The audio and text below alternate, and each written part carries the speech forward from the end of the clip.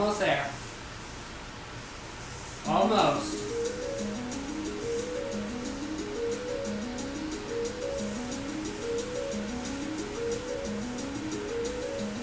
All we gotta do is apply the final touches.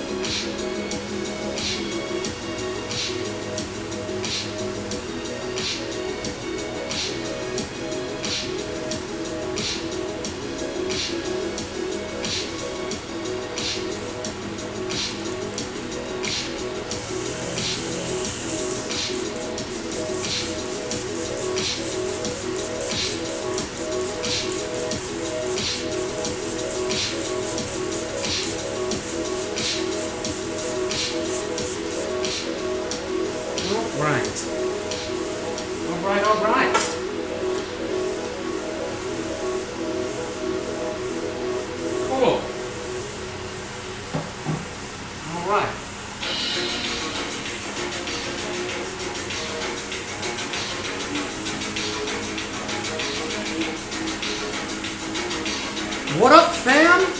Oh, it's a little bit of... Camera's a little dark. That's kind of crazy.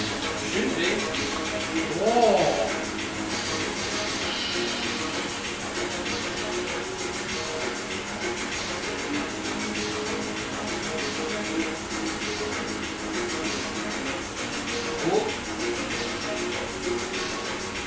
Yeah. All right. What up, fam? What up? Yo, what's happening, Raster? Yo, what's going on? Yo. How you doing? How you doing? Good morning. Yeah.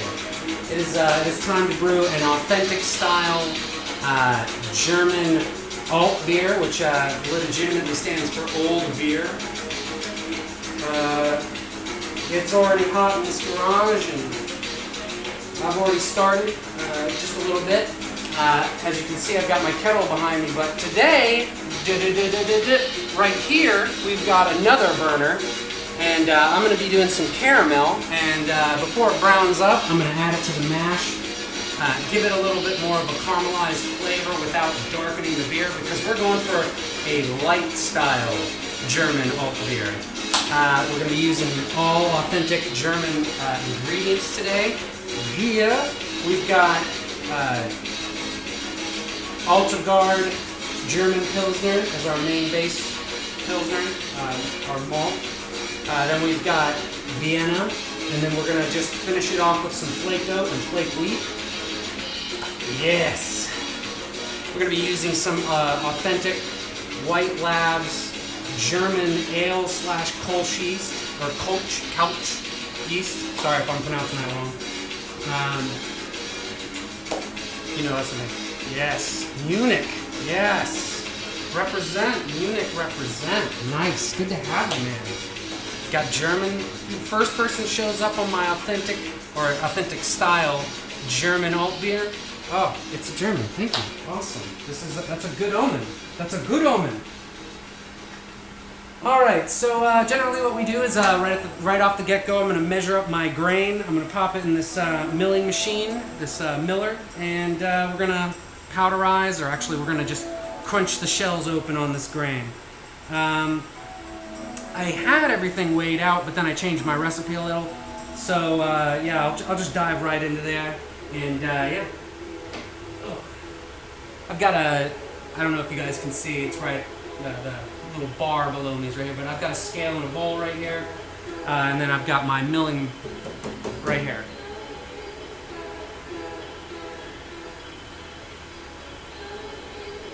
Cold with the boys? Yes, definitely. We got on Crafty, one of the OGs in the audience. OG, oh me, oh my. We got on Crafty. Oh. How are you today? How is everybody doing today? Break this grain out. We've got our Vienna. We've got our Avant-Garde. Yeah, it's good to have you here, man. Alright, so let's go over the recipe before I start this up. Might as well.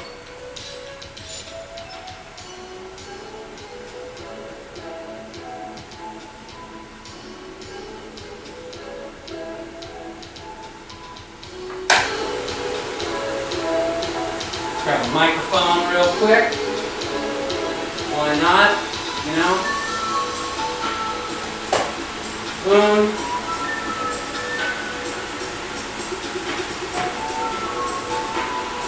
Grab this sucker. Click. Turn you up. And boom. How you doing? Oh, that's nice and soft and silky soft. Oh baby. Alright, so we're going to be doing this Goldener Frosch.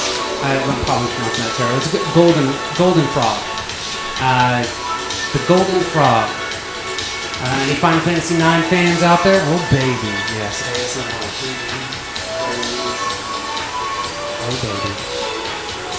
Alright, so this is a top fermented Dusseldorf style alt beer, which translates to old beer. Or if you're Latin, alt means high, or atlas means high. So you know that it's got a top attenuating yeast. You know. Let's see here. The extended conditioning of this beer mellows it out, and it makes it an exceptionally smooth, delicious brew. A delicate but delicious brew. Just like always, we start out with 10 gallons. We use ice spring water. So. This is going to be a light German alt beer. So as you can see, the SRM is pretty low. It's going to be a really light beer, and that's because I'm not using Munich malt, or I'm not using any of the. I'm not using any. What is it called? not acidulated malt. It's aromatic malt. I'm not using any aromatic malt. It's going to be pretty top heavy though. It's going to be, as you can see, hoping for a 9.4% alcohol. I'm hoping for a 9.4% alcohol beer. Pretty top heavy. Not light in the sense that it is light on alcohol, but light in the sense that it is not a dark alt beer. Oh baby. So we are going to be using 6,000 grams of avant-garde German Pilsner. And then after that, we're of course going to weigh out 2,000 grams of Vienna malt. We're going to be adding 3 cups of sugar in the form of a caramel infusion, and that's going to happen during the boil. We've got oak flakes and wheat flakes. We're just going to be adding a pound of those each. That is going to accelerate the head production, keep it an excellent smooth mouthfeel. It'll also make the delicate portions of this beer stick out on the bottom. Alright, so we're going to be using all German hops, noble hops in this brew. We got Saaz, Tettnanger, Pearl, and Hersbrucker. It's Czech Saaz for the Savi. Again, all noble German style hops. It's going to be low IBUs with a spicy, fruity, wooden aroma. All the additions are going to be a late boil addition. That's going to prevent any bitterness from coming through, even though these are all low alpha acid hops. And all the hops we're going to be using today are pelletized hops. So no whole cone hops today. We've got a pretty simple yeast build, of course. We're going to be using White Labs German Ale Kolsch yeast. That's WLP029. White Labs describes its heritage from a brew pub in Cologne, Germany. This yeast works great with Kolsch and alt beer style beers. That's why I picked it. It's good for light styles like blondes and honeys, and it accentuates at the top. Accentuates at the top. That's what we want. We want a top heavy, top fermenting ale yeast. Minimal sulfur is produced during the fermentation, and if any is produced, it will disappear with age and leave a super clean lager-like ale. It doesn't ferment well below 62, but we won't have to worry about that. We've got a fermentation unit right behind the can. That's right. Oh baby. We're going to be using spring water from the grocery store. Again, we start with 10 gallons. We've got a 15-gallon kettle. We're treating that water with a teaspoon of calcium sulfate and a very, very tiny amount of zinc. The zinc is for the yeast. They love zinc, and it makes the environment for them to eat and make alcohol just perfect. Just perfect. We are going to get minimal losses in our grain bed because we squeeze the hell out of that bag right after mashing.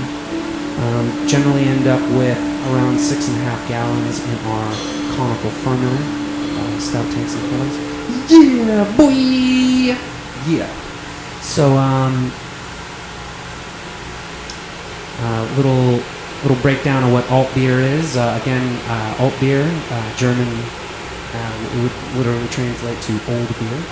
It's a style of beer brewed in the historical region of Westphalia, around Dusseldorf. That's why they have several different kinds of alt beer, Dusseldorf being one of them. But this is just going to be a generic German alt beer.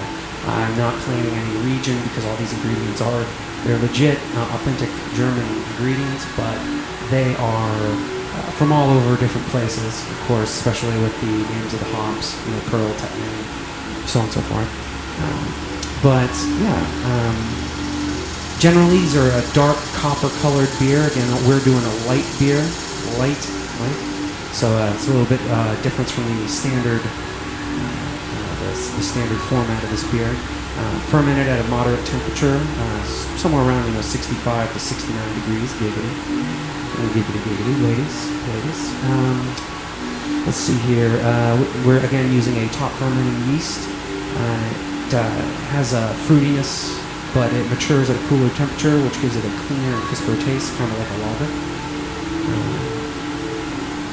There's a little bit of a description of the different kinds of alt beer in Germany.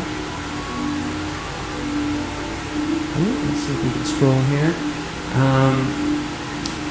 Some alt beer breweries produce a stronger version called a stick, and that legitimately comes from a specific brew pub in Germany.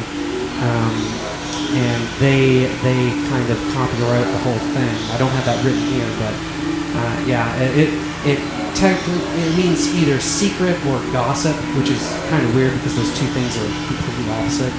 I guess because gossip is secrets, I guess, but whatever. It is a special reserve beer, generally reserved for the brewer himself.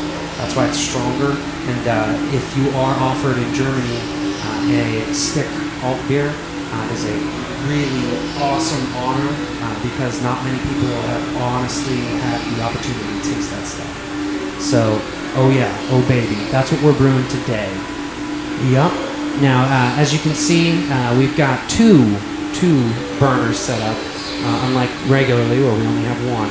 As you can see, the pot right beside our kettle, I'm going to be using that to be making a caramel infusion today. I'm not going to let the caramel caramelize enough to darken because I don't want it to add a deep, color because I'm going for a light beer again. But I am going to add it right as it starts to darken, and that way we can get a little darkness from that caramel, but we'll also get the rich, deep, rich caramelized tones to the beer. It's going to be awesome. It'll also strengthen the hell out of the sugars, allowing our yeast to attenuate and get down to a delicious, delicious beverage. Oh, baby. Oh, a baby.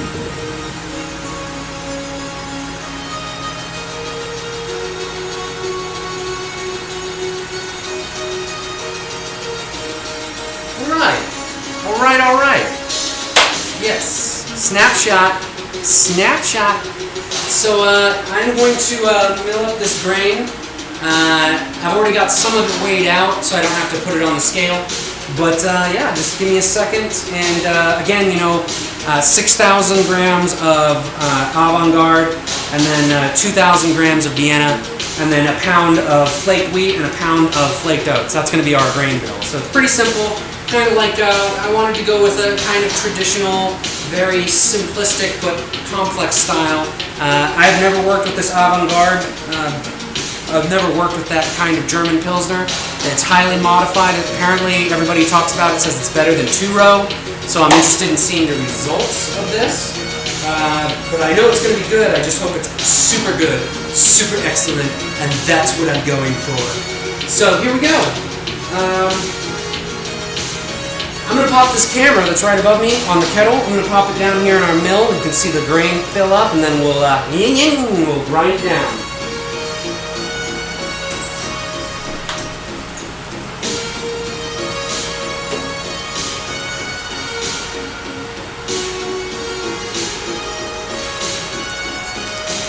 Alright, so we're going to measure out our Vienna first. We're going to measure out 2,000 grams.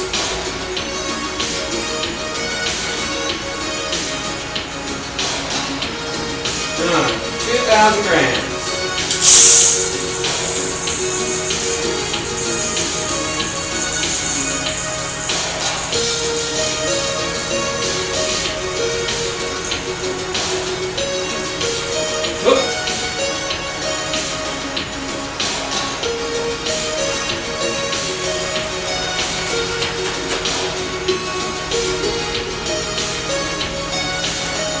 Now, 2,000 grams of Vienna.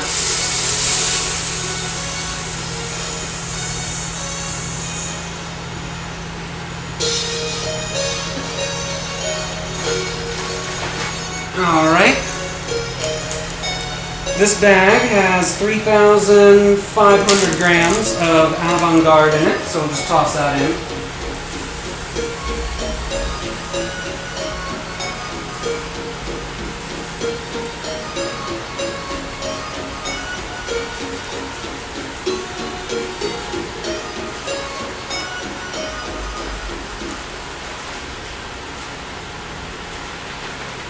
To mill this down, Ear warnings, this is not ASMR anymore. This is going to be industrial music. So adjust your headsets appropriately.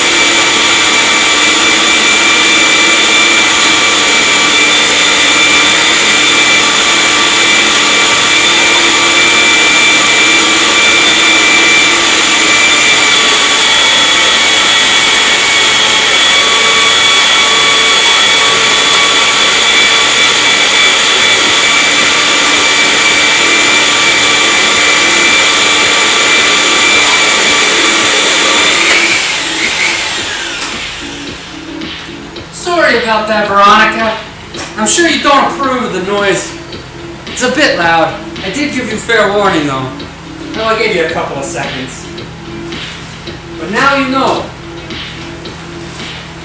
Alright, so now I just measure out 2,500 more of this, and yeah, we'll get it rolling.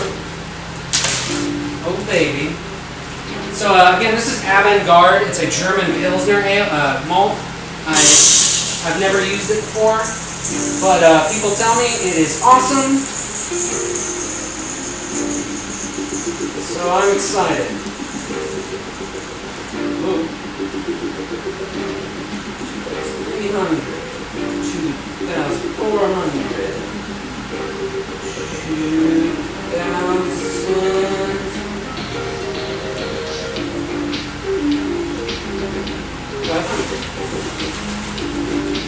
Oh baby. How's everybody doing today? It's a bit humid here, but it's not super sunny outside, so I'm excited. It turned out to be a pretty relaxing brew day so far.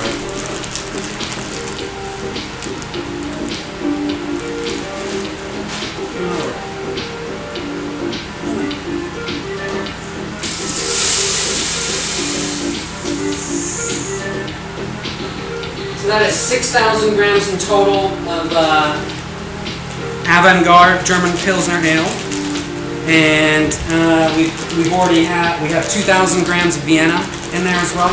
And I'll go over my recipe later on, as we always do during these things. I'm going to open up these two packages here, flaked wheat and flaked oats. This is going to add a traditional kind of crackery, biscuity mouthfeel to the beer, which is what we want, right? Yeah, that's what we want.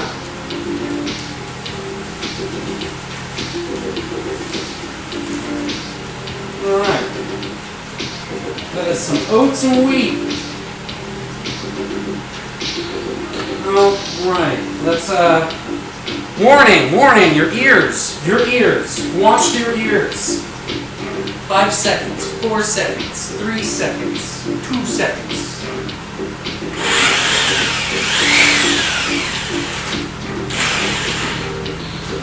Oh, no way.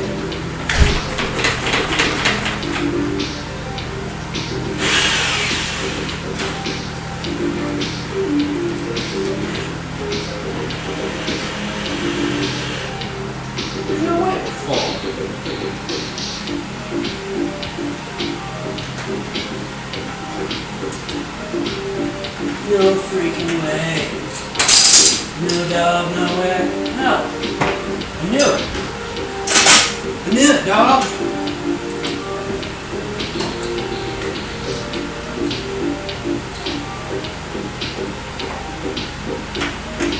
No, why not? Oh.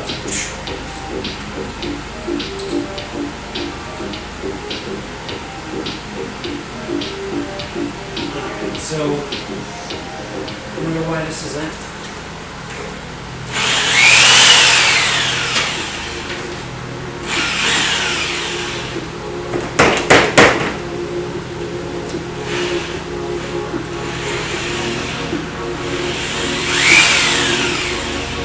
I've never had this happen before on this mill.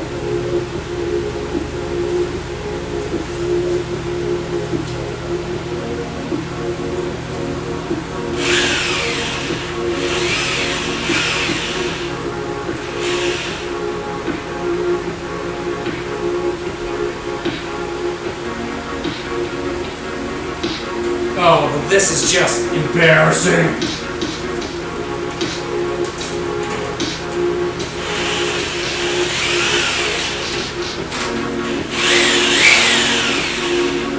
Oh, you just milled it up.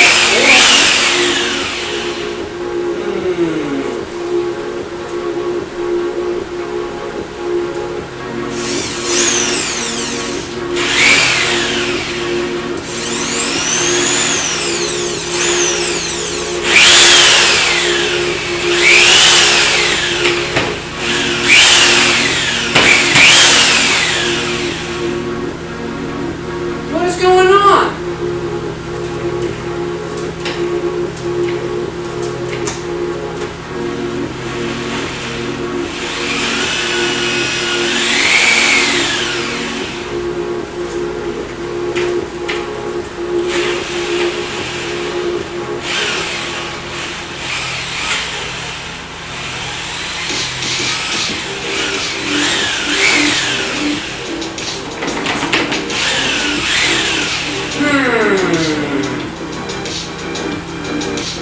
An interesting conundrum.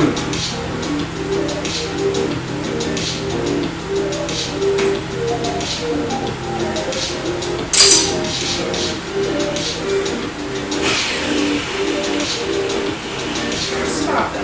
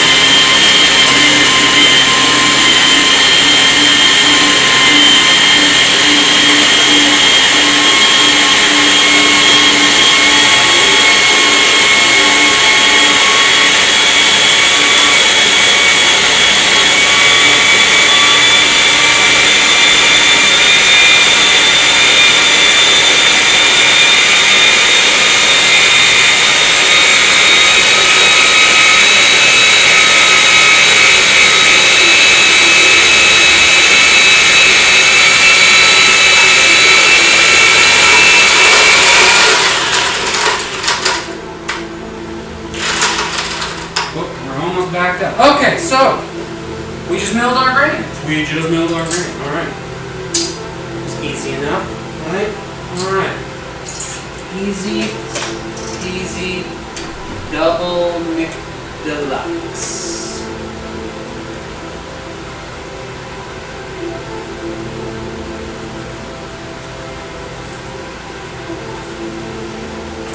All right.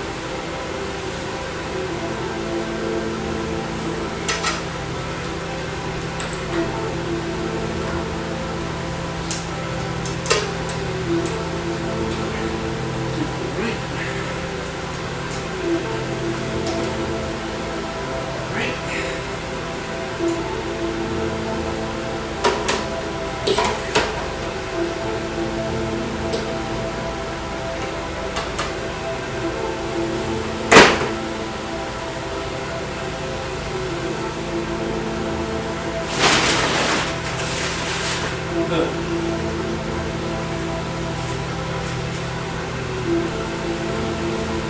Alright, so we milled our grain. As you can see, it's a nice soft mill. Looks like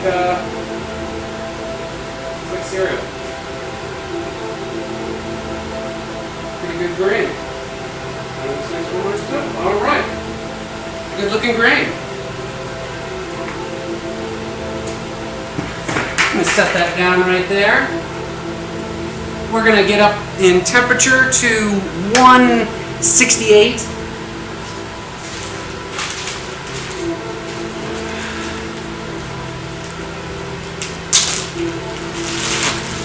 All right.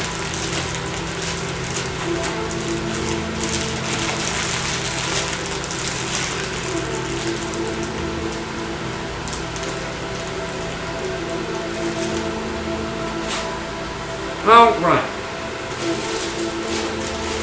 Put this grain away over here in the grain pile. All right. You guys over here. All right.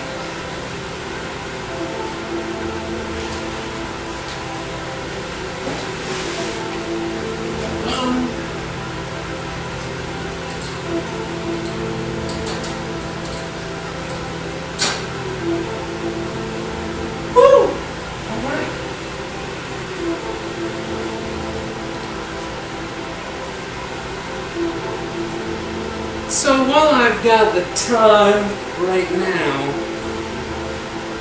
I'm going to measure out some things.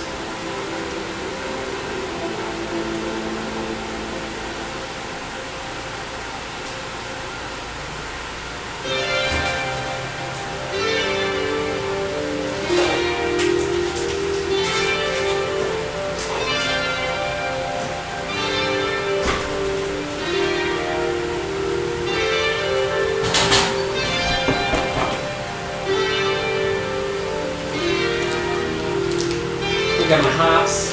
Got my hops.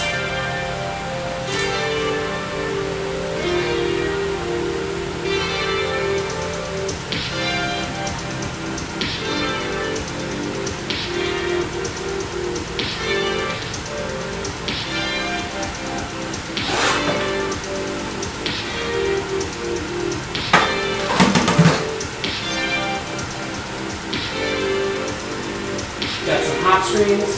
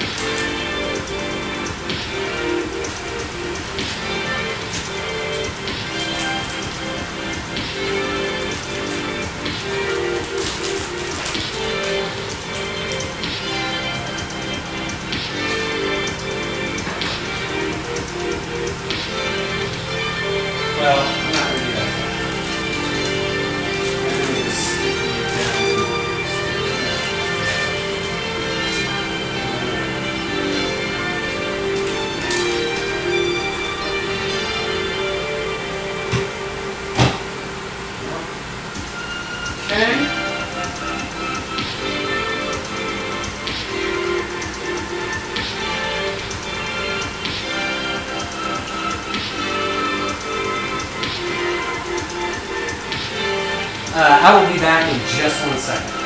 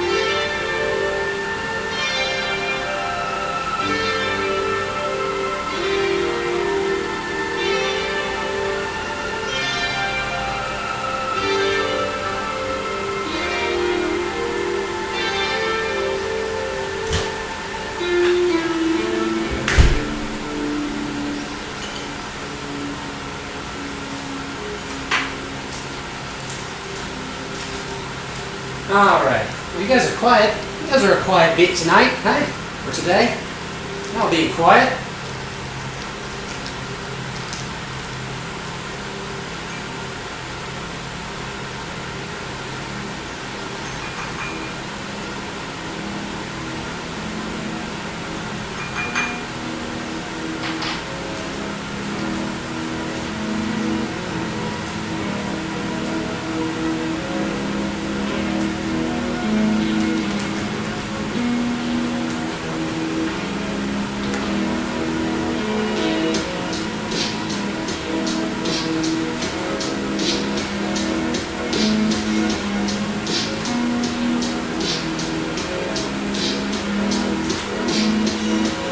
One more second, I gotta clean out another little thing.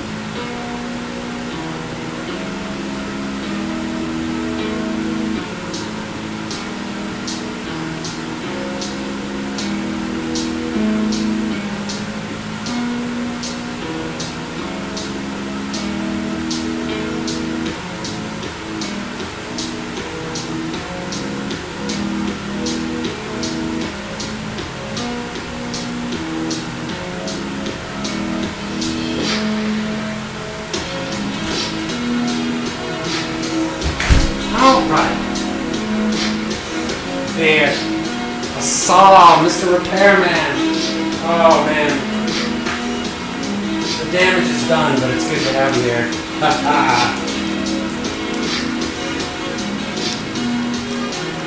I'm just measuring out a couple of things.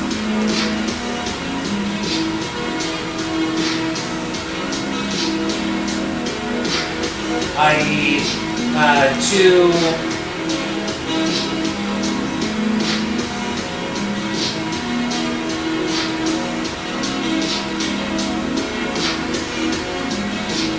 orange spoons. No, he's not, unfortunately. No, he's not here. Dang it. Yeah. Missed the fella. No, he's not here. It's lonely without you guys and him.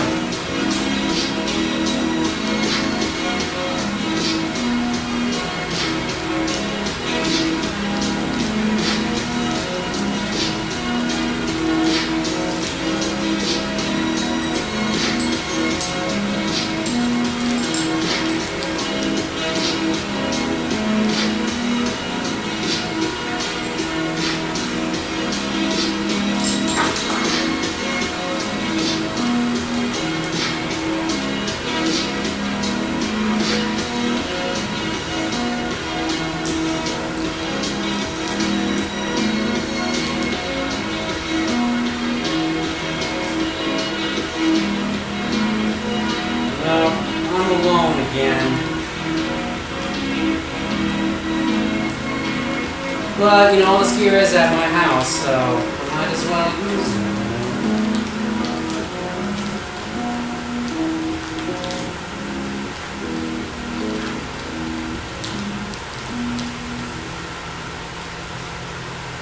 Alright.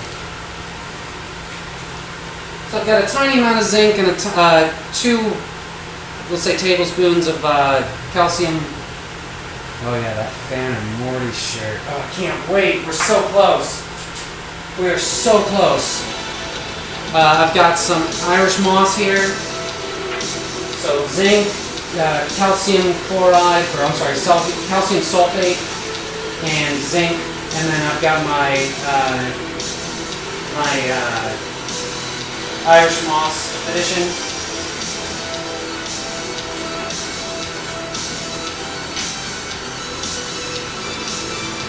All right. Yes. That bell needs to be rung.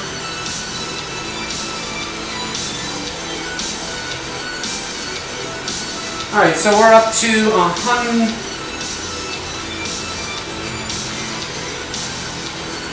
Oh, I know, right? Oh, I know, man. I've been jonesing. Just yesterday, though, if you go to Adult Swim, their YouTube page, they released a couple more of those claymation Rick and Morty non-canon stories.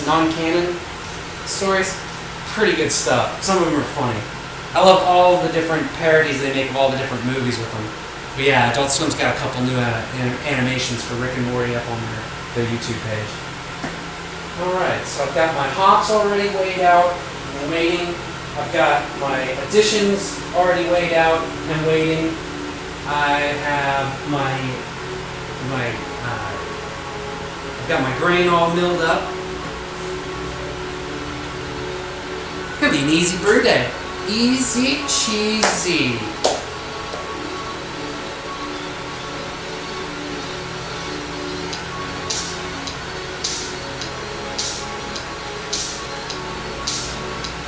I should subscribe to Adult Swim. Why haven't I done that yet? My God. A little bit late. I've been a fan of Adult Swim for, 10 years now. Holy crap. Longer. If y'all will excuse me for just a momento, I am going to take a short little break, come back, I'm going to eat. I've got a sub sandwich here sitting in front of me, and yeah.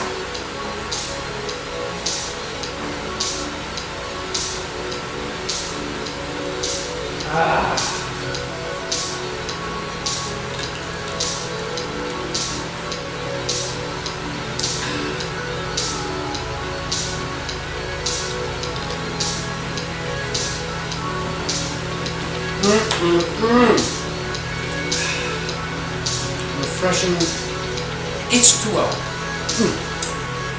Alright. So, yeah, I'm gonna, again, take a short break. Just hang tight. Check out the jams, I guess. They're low volume, so soft and smooth.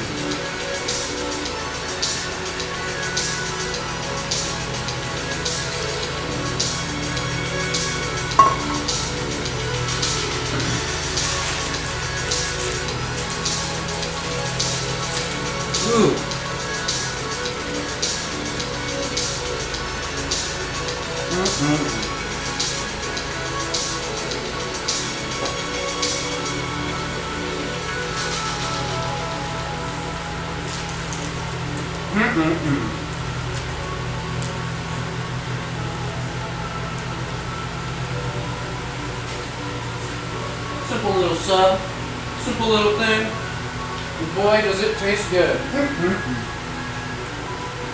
What are y'all's plans for the weekend? You guys got anything going on? Going out, staying in? New video game? Yours, Pepper? New video game?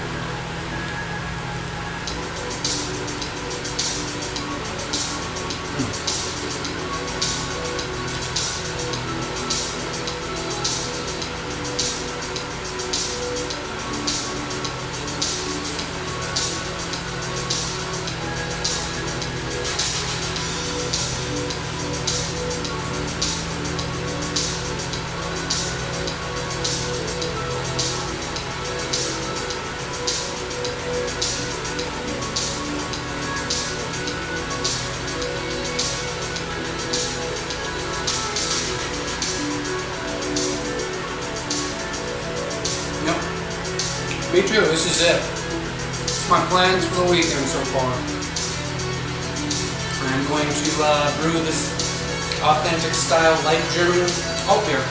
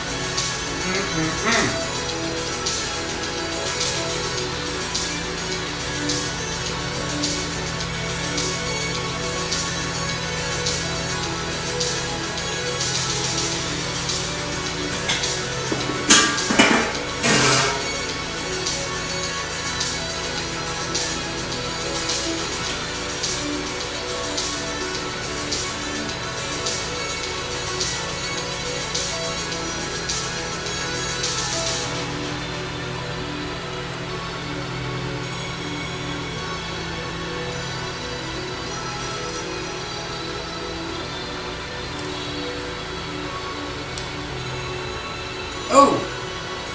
Anybody get anything special for Prime Day? Find any good deals? I didn't.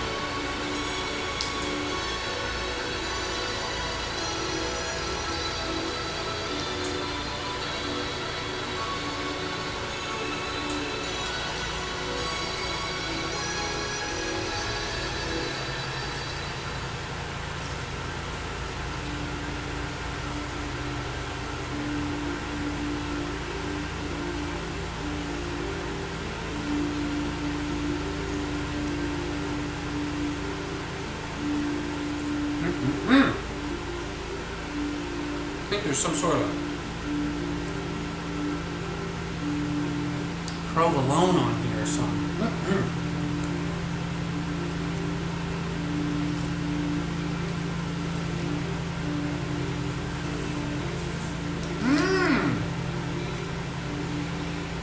Very nice. What kind of guitar, man?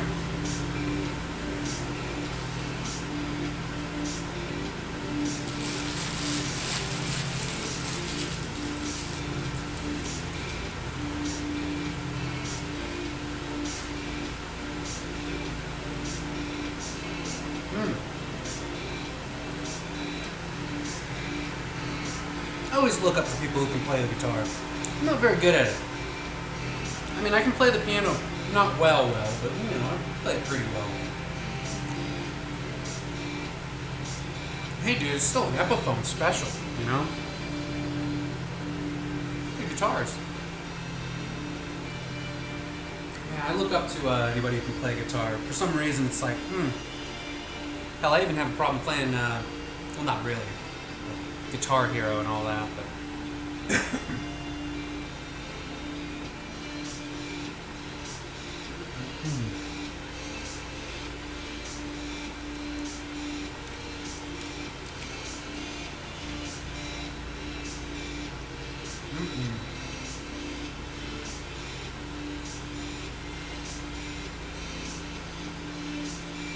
I bought a couple of things for friends who are, they're not Prime members, but they wanted to get in on it.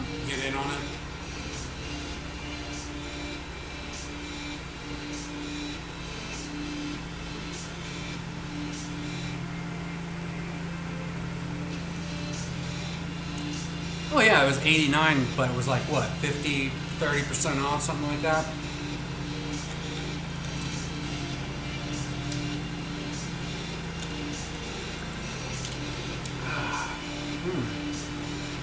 Yes.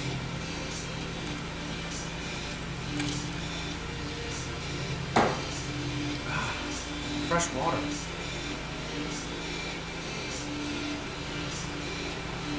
We're up to 135 degrees Fahrenheit for all you Europeans out there. I don't know what that is in C. Just over 56 C. We're at 56 C.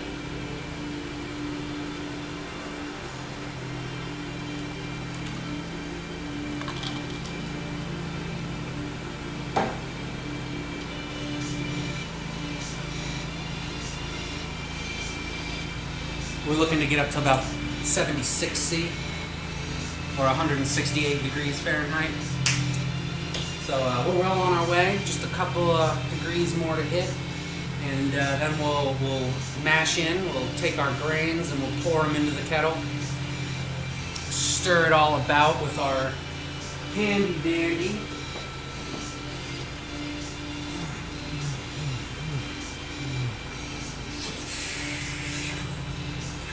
our brew stick.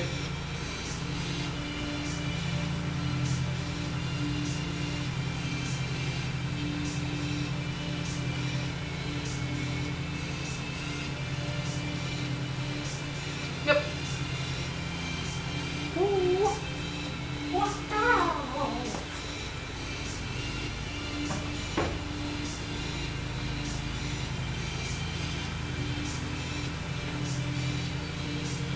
I'm going to take another break. I'll be off camera for a second, but I'll just leave you all with this. Mario sounds like a goofy ninja. You know, instead of like, you know, he's like, Yahoo! So, yeah, we just need to do that. Just think about that.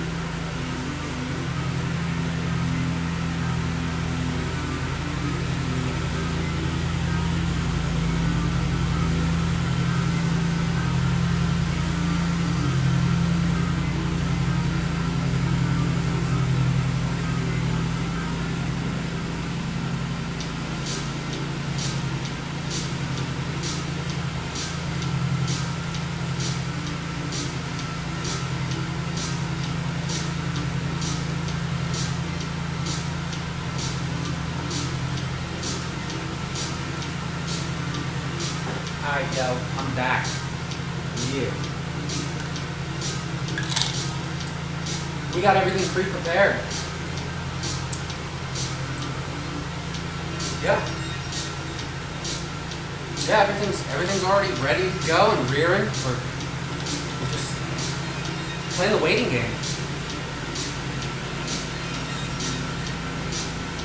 We were at 140. Playing the waiting game.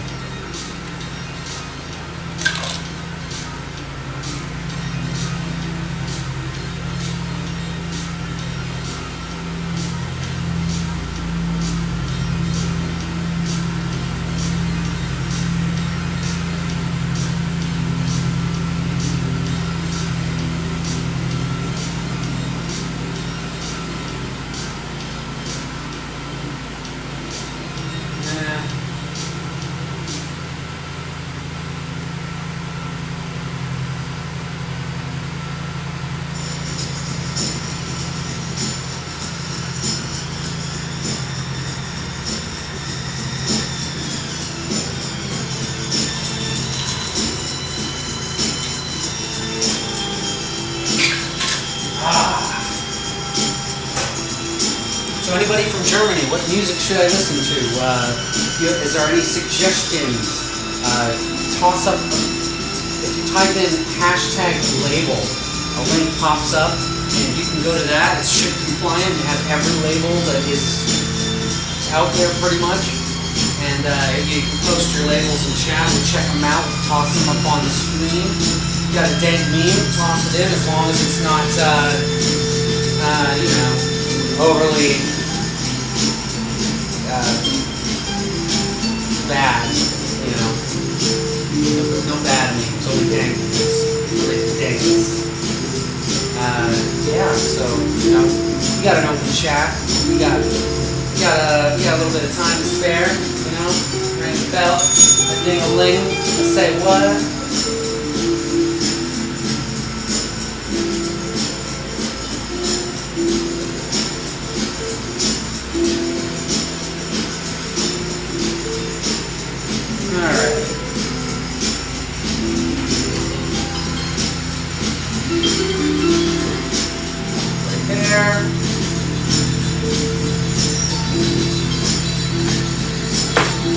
We're gonna open up this big beer book, big book of beer. We're gonna see what it says about alt beer.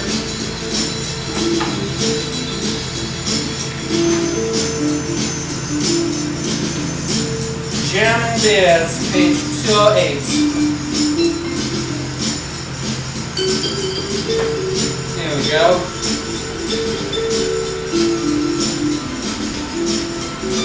Wow.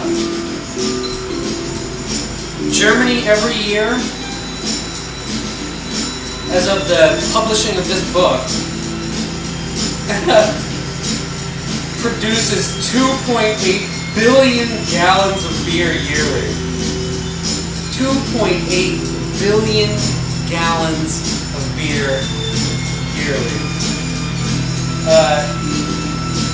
People consume 122 liters of beer per capita in Germany. It's quite a bit.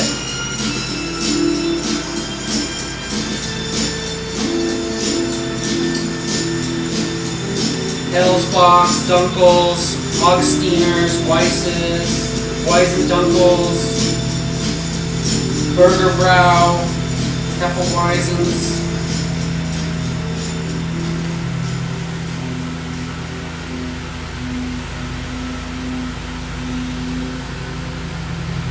Apparently there's a beer called Klosthaler, Klosthaler. It's a non-alcoholic beer. Isn't that crazy? Pilsners, Hefeweizens, Bitburger, that's pretty cool.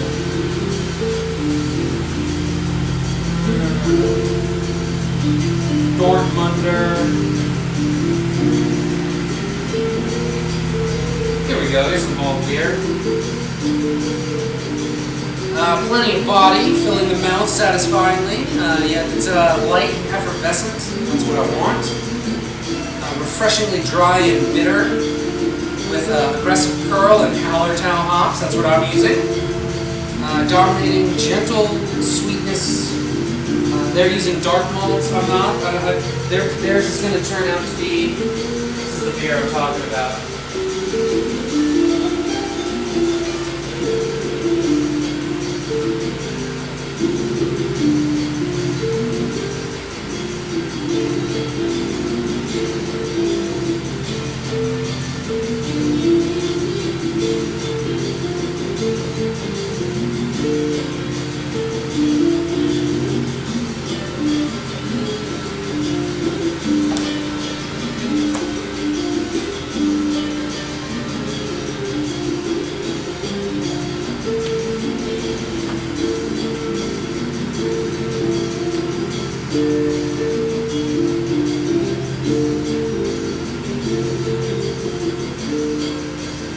Apparently that's made by a legitimate private brewery. It's in German, it's Private Brauerei. I'm not pronouncing that at all well.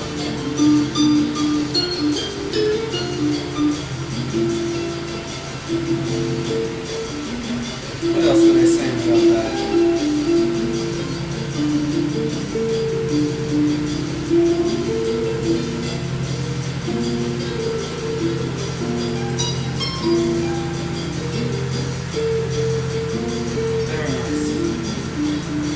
Very nice. I love that book. That book's awesome. Fantastic book. Oh, what happened to the camera?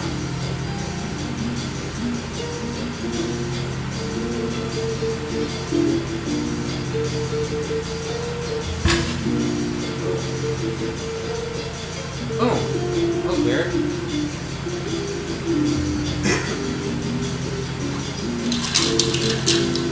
Oh, it's 12:30. I can crack open a beer. Awesome.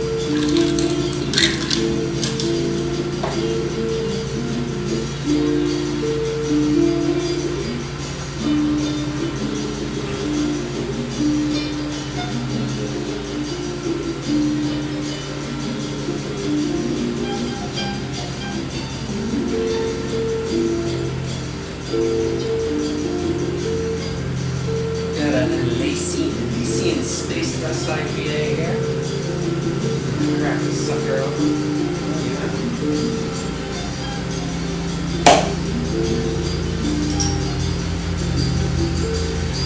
Okay. Oh, I love this beer. I also, I gotta tell you guys, if any of you are homebrewers, something new is hitting the shops today that homebrewers have not been able to buy, but been teased by on the internet. And that is YHC hops, cryo hops, which are basically, they'll cryogenically freeze the plant, and then all the lupulin oils and everything that's not plant matter kind of crystallizes and falls off of the plant, and then they capture that. So there's no plant material, and it's like just hop powder. It's oh my god, it's hop powder. So unlike like pellet hops, which are just like plant matter, it's just ground up, compressed, this has no plant matter basically. So it's like pure hoppiness. And I'm going to be dry hopping that any IPA today with that after I do a true dump. Oh baby, I'm excited about that. We're also going to quick carb up the beer that me and my brother made, Hello Vermello, and that is an Irish red, but it's really not red at all. But yeah, I'm going to be doing that, and we're going to get a taste of it so you guys can see, you know, my reaction to this. I hope it's good. I know it's going to be good. I hope it's really, really good. We got the wine chilling in the fridge with a hexagonal honeycomb black swan red oak stick. Give it that oak barrel flavor in that wine, that cherry wine, cherries, berries. So yeah, everything's just oh baby, no, oh, so good, so good. Life's good. I hope it is for y'all too.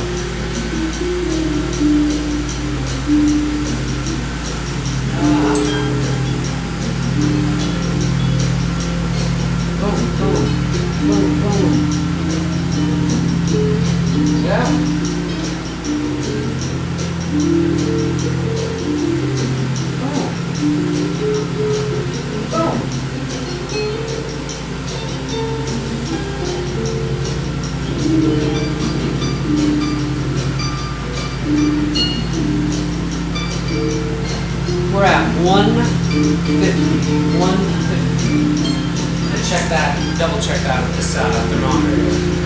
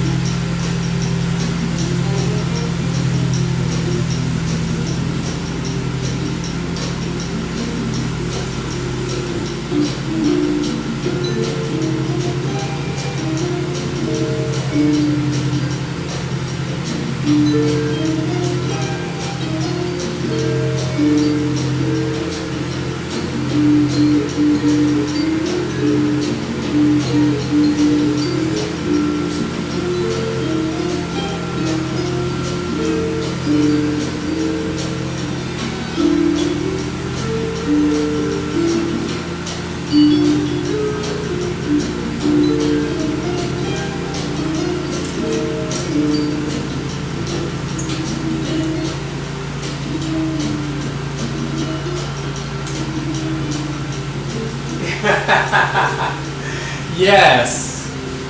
Yeah, that stool is older than I am. That thing is, yeah, it is very suspect. It's wobbly and rusty.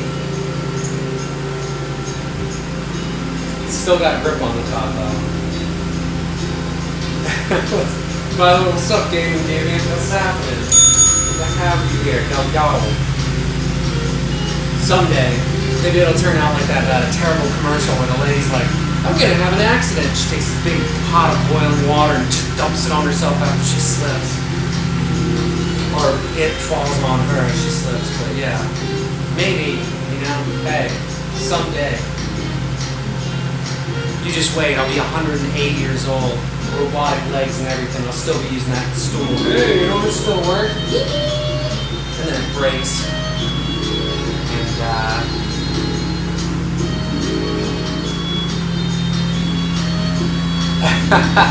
No, I don't have my elbow fallen and I can't get up pendant. Oh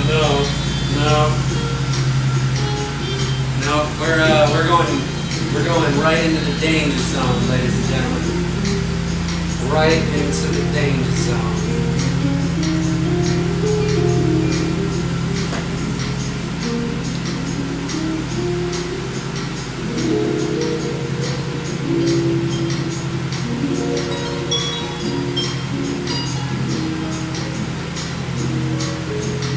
Oh, it's been a busy week.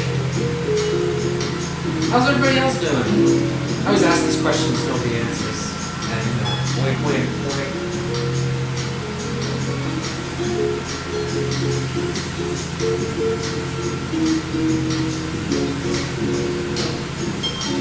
I will, yes. As long as I can crawl.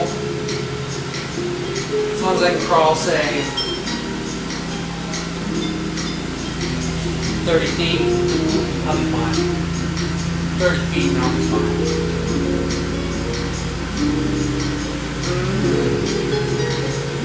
Oh, baby.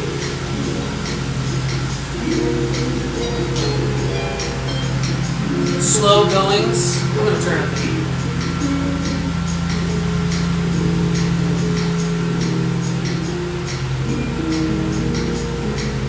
Yeah, turn up the heat. Listening to some old music from the 70s. This is Dorothy Ashby's Afro Harping. Really cool album. Has some dank loops in it for anybody out there who's a musician. Anything that she made back in the 70s, oh my god, dank beats, just, you can sample the hell out of it.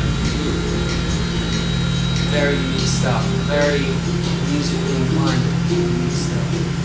Very good.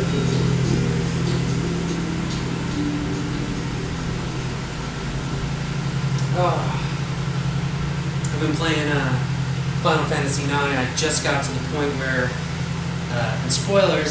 So if anybody hasn't played Final Fantasy IX, don't leave the channel. Just mute me or something. I'll wave my arms when we're done. But Yeah, I've just gotten to the point where you get the impossible after going to the other world. So there's Terra and there's the other world.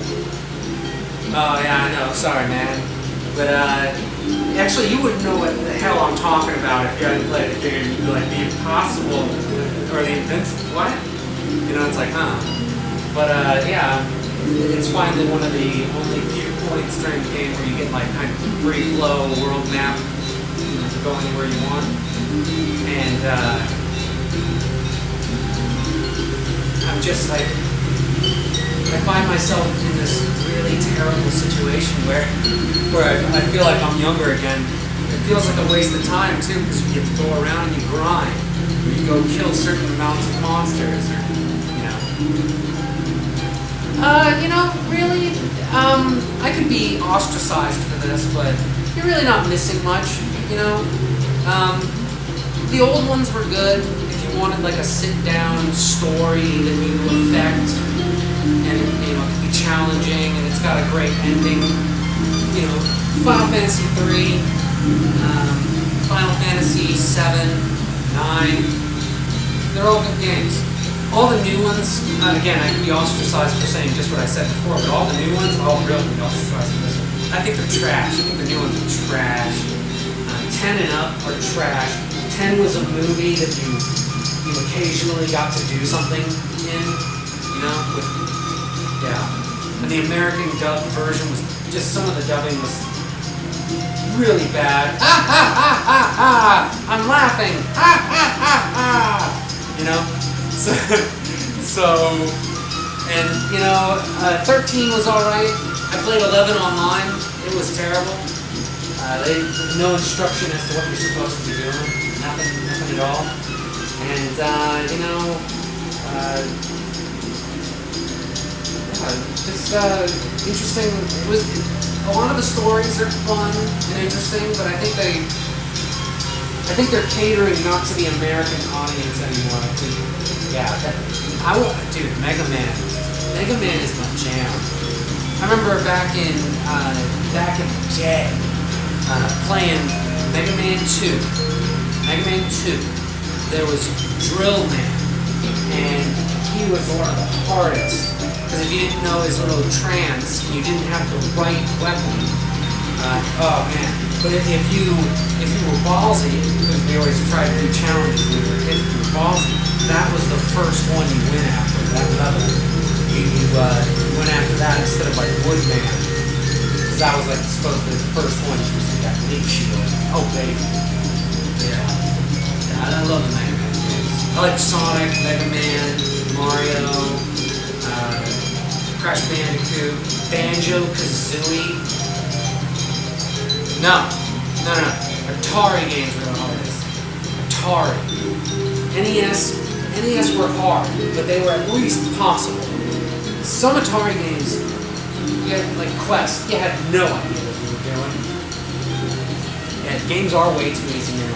In fact, most old gamers, when they install a game, will try it on hard first before they try it on normal, because I think that's because the games are contouring towards children now. You know what I'm saying? Even though they have a 18 plus, like on Grand Theft Auto 5, like I think they're making it a little easy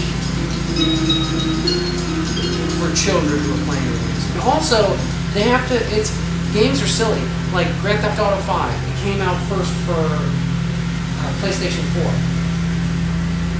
And of course it was ported to the PC. Well, a lot of the missions, and yeah, I used to play Diablo 3. I can't play that game anymore. Give me Diablo 1, give me Diablo 2, give me Diablo 2's expansion pack, I'll take it all. Diablo 3, it was a 2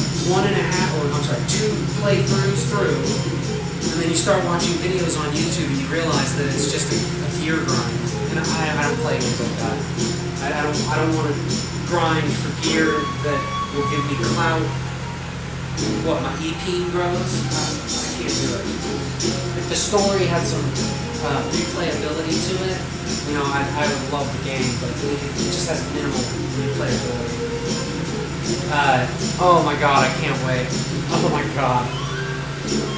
D2 at least had so many different play styles. You know, like end game fun. Oh man.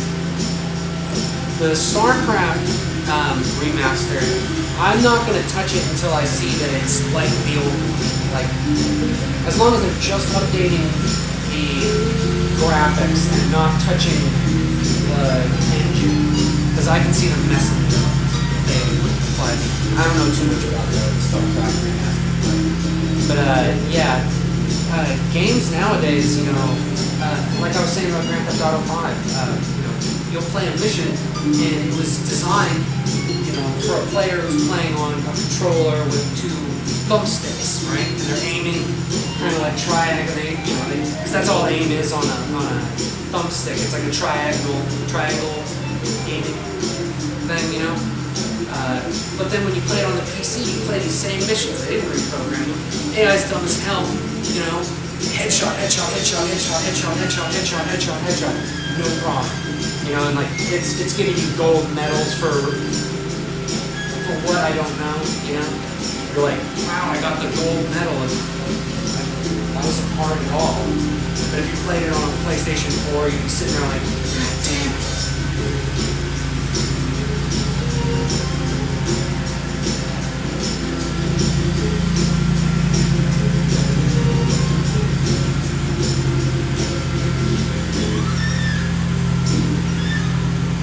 Yeah.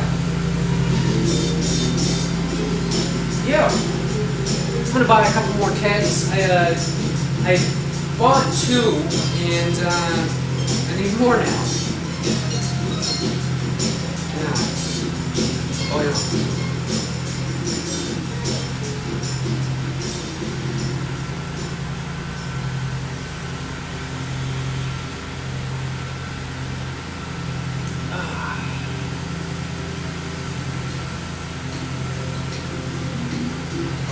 Baby. This beer is so good. Elysian Space Dust IPA. 8.2%. So that's strong.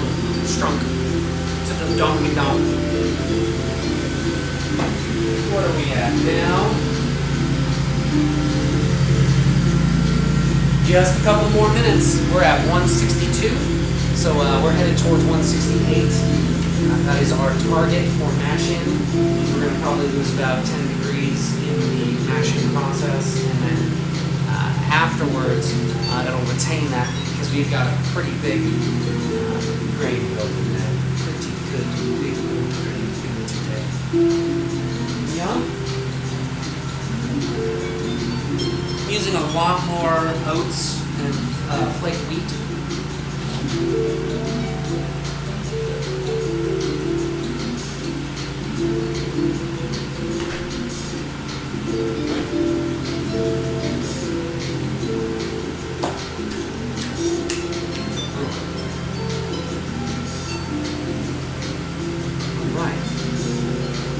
Got all my ingredients set up, got good music going on, right about to mash in.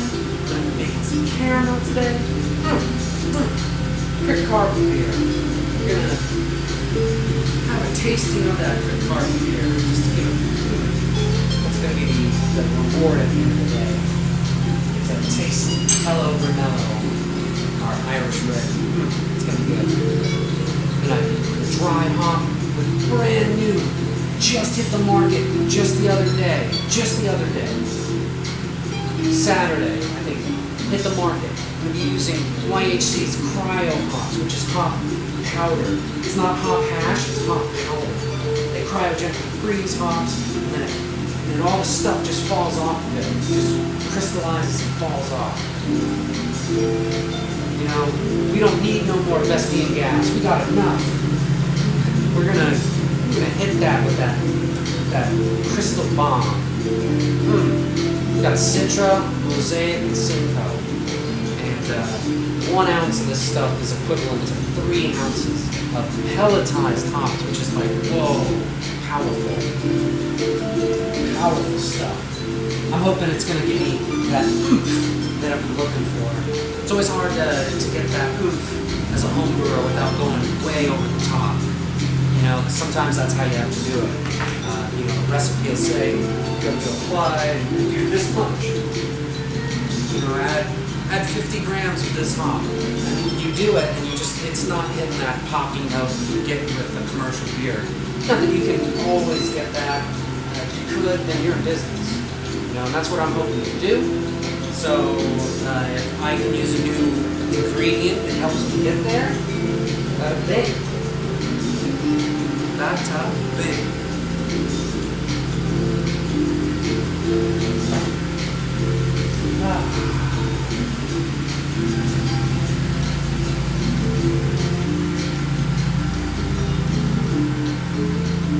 So close, so close.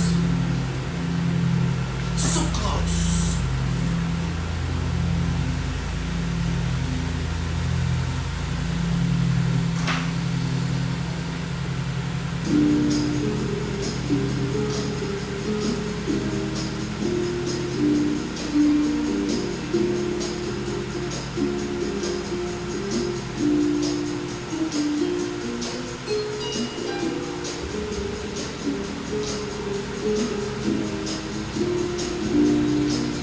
So close.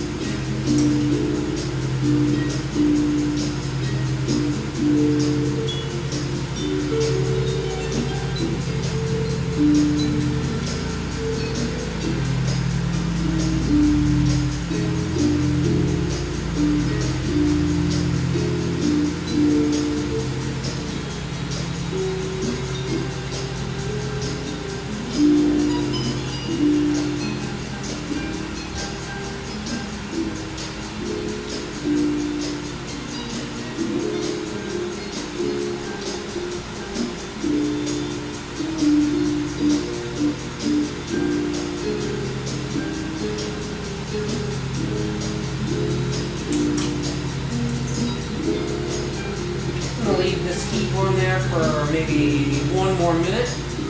We're going to cut the heat, and then we're going to mash in. We're going to hit that mash in button. Mash in.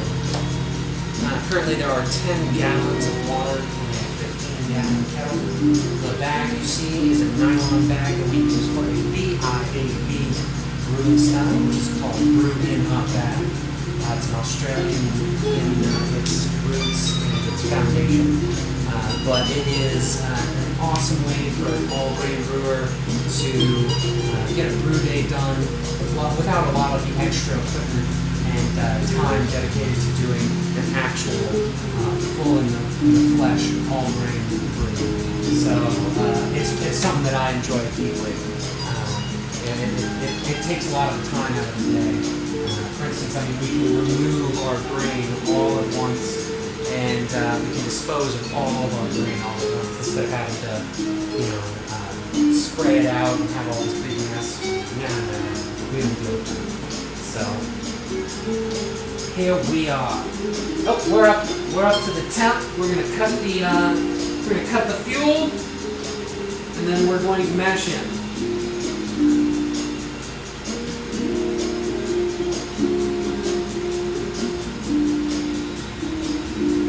Alright, we got thunder in the background.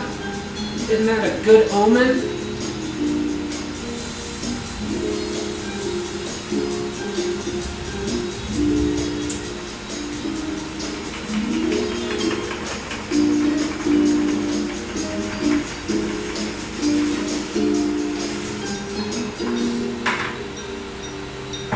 Alright, so we have just mashed in.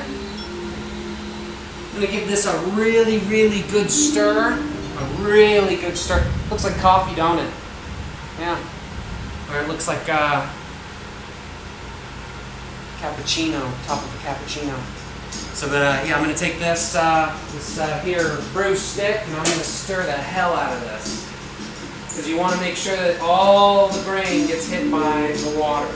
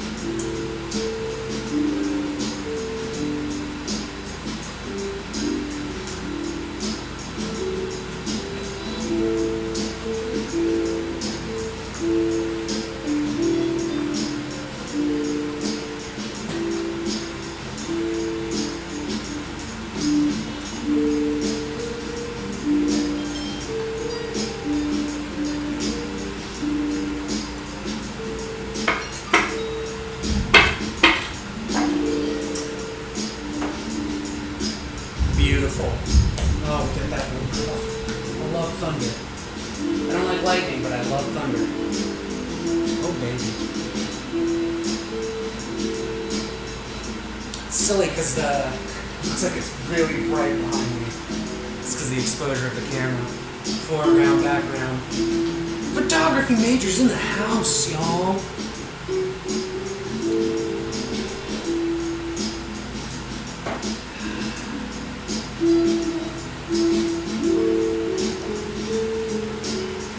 So we have just mashed in, meaning I'm going to set a timer.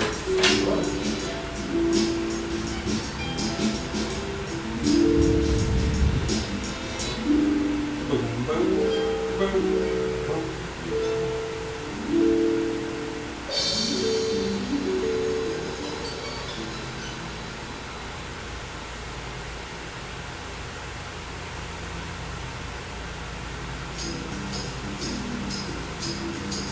We're going to give our grain a good hour and a half. Yeah, we're going to do a 90-minute mash. I'm sure a lot of people would do a 60-minute mash, but we're going to do a 90-minute mash today.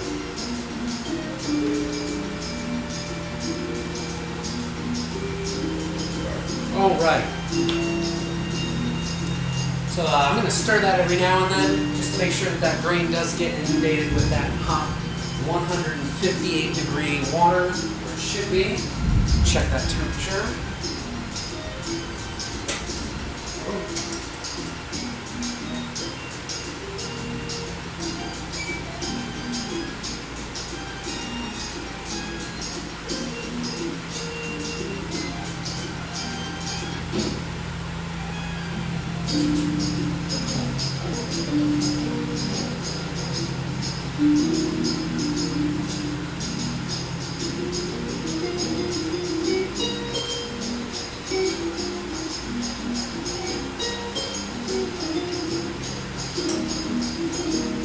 Yep, we got down to 161 right off the bat.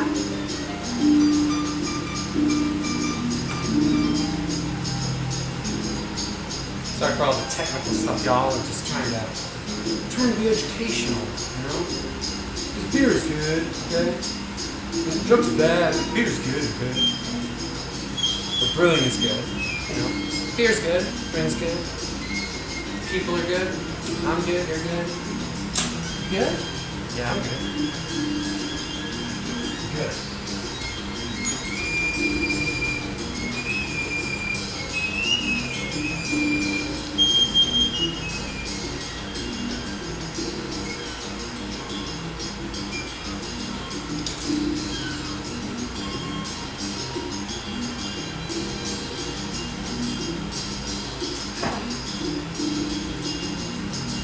I'm gonna buy a cart that I can put a TV on.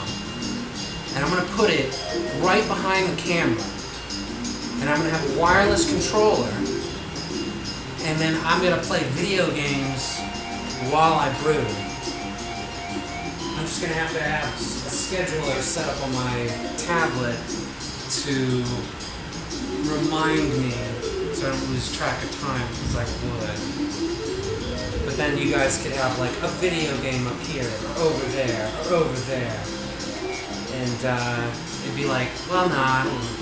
Maybe like a little video game, I don't know.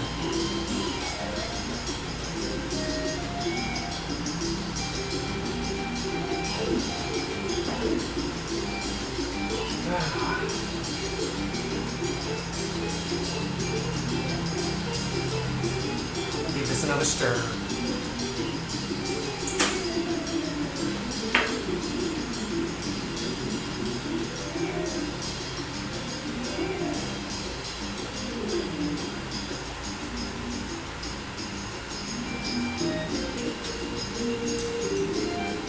Oh, that smells so good.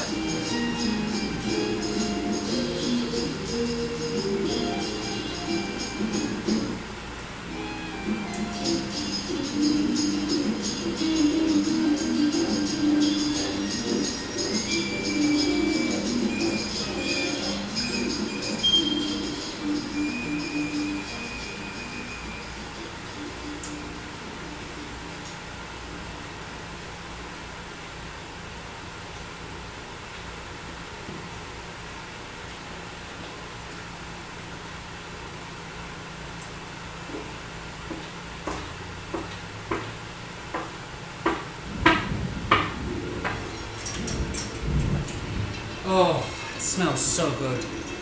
Get your smell-o-vision on because it is good. It's good.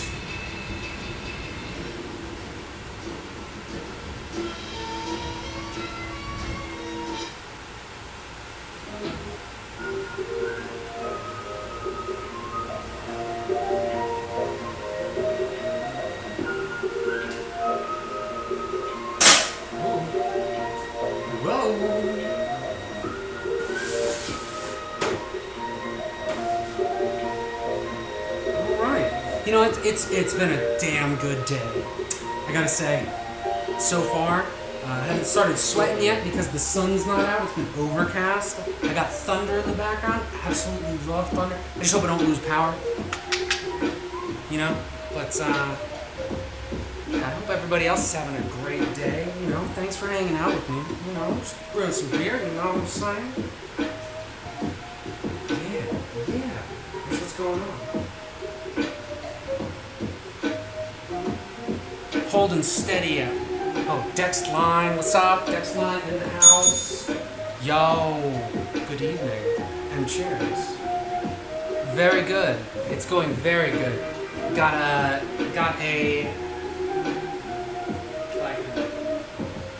Let's see here.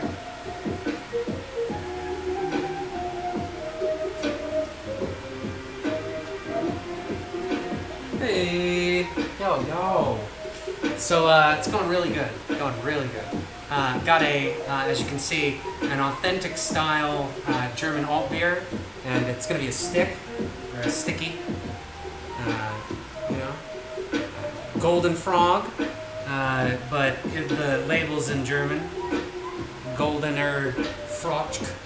I'm sure I'm not pronouncing that right. Frosch. Frock. Yeah, it's probably Frock. Goldener Frock. But, yo, we're mashed in. We got good jams. Glad you're here. Awesome. Very good. Space is pretty clean these days. I have not had any problems. I can go over the recipe in just a bit. How are you doing? You doing all right? It's good to have you here again. Guess who was here earlier? I think he's still here lurking. Uncrafty is here. OG Uncrafty is here. Holy crap. Boom. Like shh. So it'd be Frosch.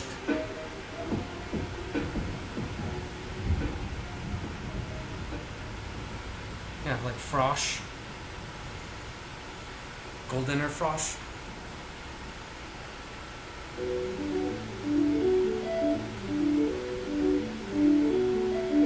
Oh, Frosch. Goldener Frosch. Did I say that right? Did that sound right? I think that sounded right. Oh. Goldener Frosch. Goldener Frosch. Am I saying that right? Is that even... Would that pass in... Oh, it starts. Oh. Uh-oh, we got horizontal rain. Hold on, give me a second. I gotta close the garage door. Ear alert. Ear alert.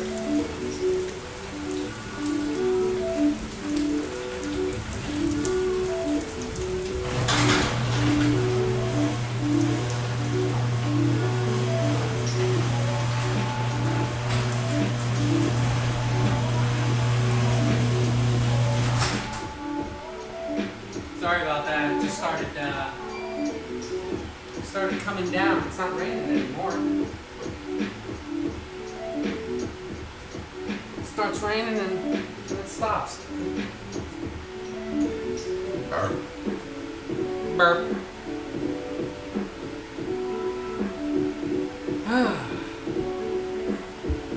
Got our timer set. You know what I'm going to do right now? I'm going to set up the quick card. Because that seems like something I could do within this this period of mashing in. So, yeah, I'm going to break out the equipment. I'm going to put it right here in front of me and pull the camera down just a little. And we'll go over that, I guess. If you guys want to see me do it. It's a pretty simple process. I got everything clean. I got everything I need. Got beautiful rain in the background. Ooh-wee.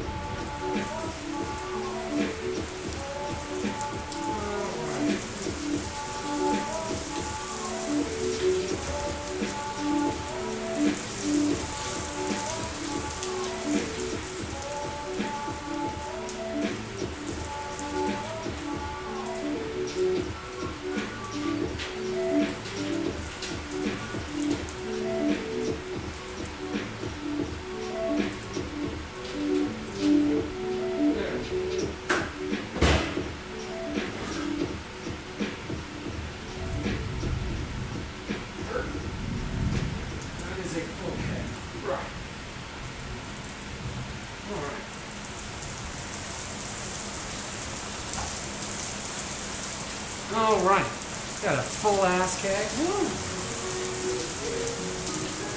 I love it when it rains. Anybody else a fan of rain? I absolutely love it when it rains.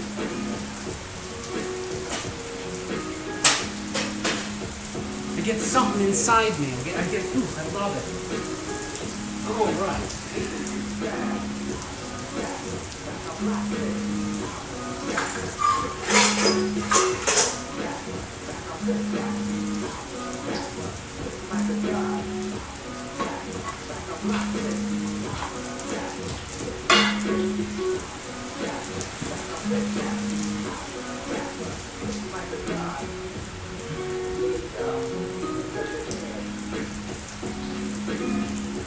Alright, so what I'm going to do is I'm going to put some of the star sand solution in this bowl. Yeah, I'll just put it all in there and I'll just fill it up again. You want to know what?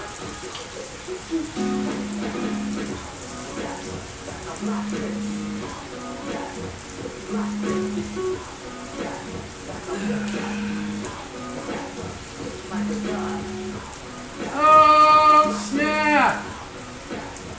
Oh, snap! Playing the mud for the auto host. Thank you so much.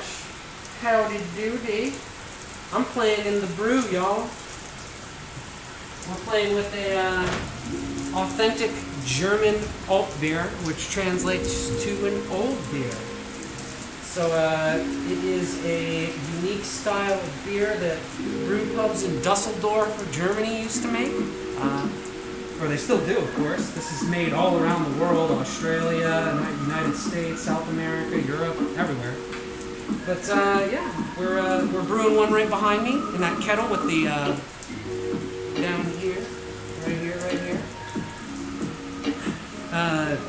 We are mashed in, which means that our grain is sitting in the liquid our hot water, which is roughly at 158 degrees Fahrenheit. And what's going on right now inside that kettle is there are enzymes. There are enzymes inside the grain, and when they get put in hot water, they start this enzymatic reaction where they start breaking down long-chain sugars into short-chain sugars. And our yeast, which is what makes it alcohol or beer, it's what makes beer beer, they love short-chain sugars. And short-chain sugars produce less off flavors, fruity, fennel flavors, butter, diacetyl, that sort of thing. So we're brewing. We're brewing!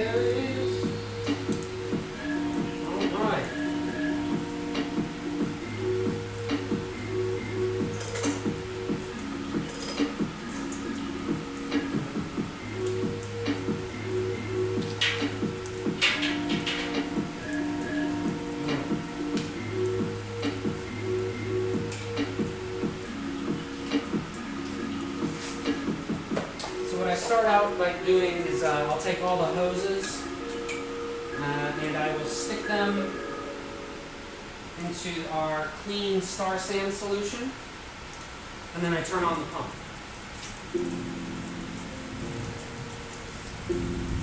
Oh, I know. I like to think of it as their pee, not their poop.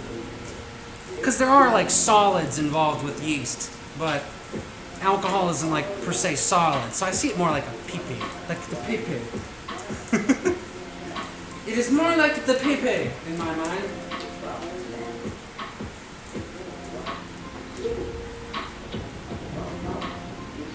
All right, let's start this pump up.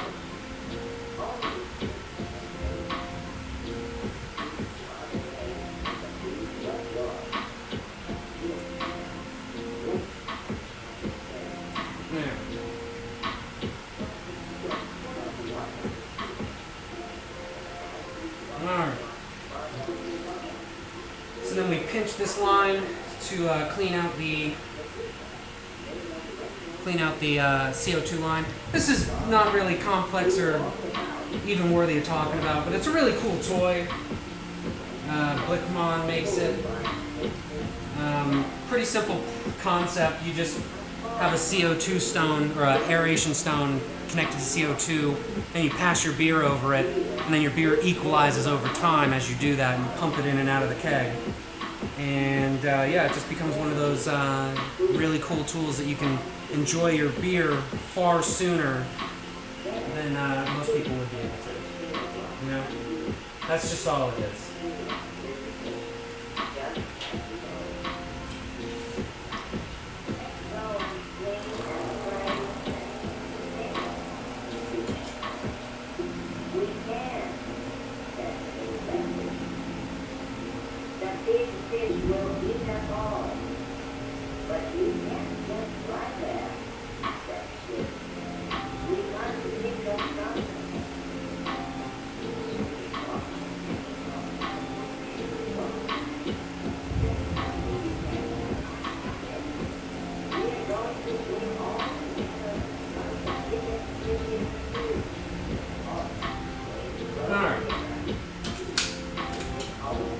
Now we're going to apply our fittings in and out. We've got a...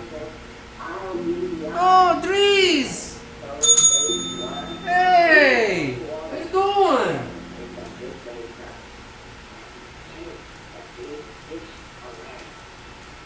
Brewing a German alt beer. No, you didn't miss anything. We're right in the beginning. We've only been at it for an hour. Yeah, you didn't miss another one. Nope.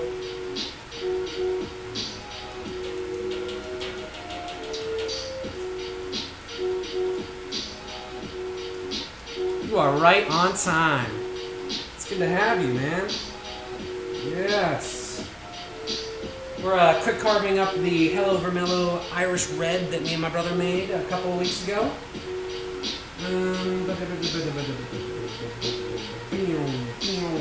Yeah, that's what I'm looking for.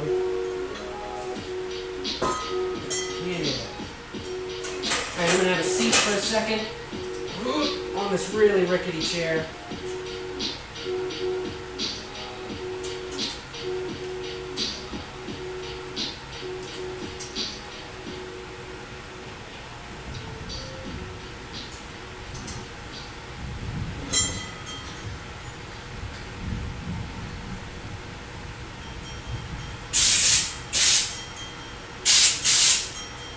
Okay. Check and check.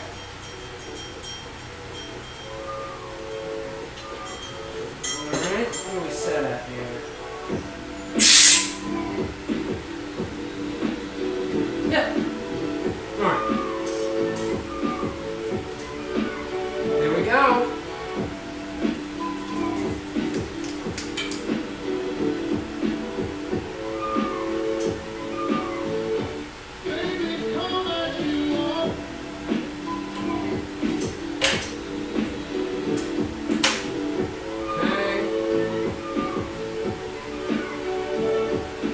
Okay. And then we plug her in and start up the CO2.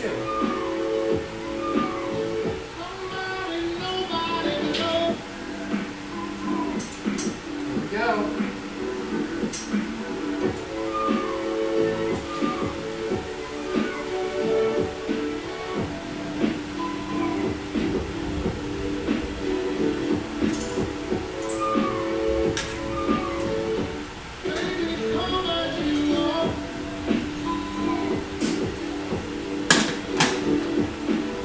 All right, we're doing it.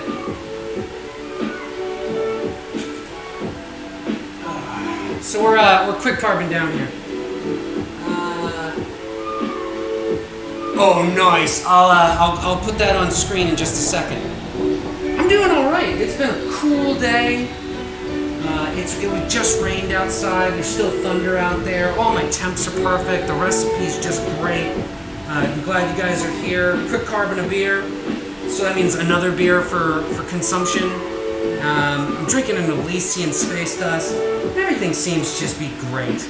You know, I'm just having one of those days. One of those days, you know.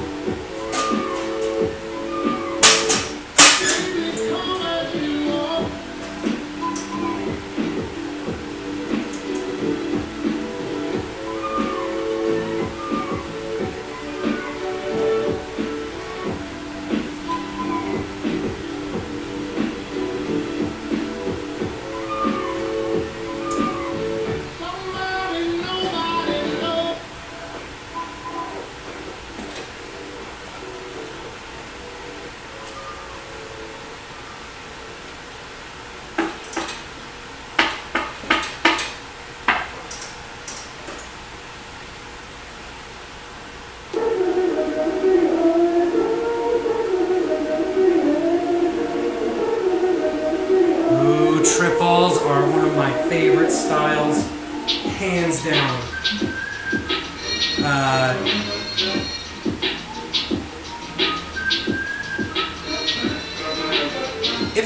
If not my favorite style of beer.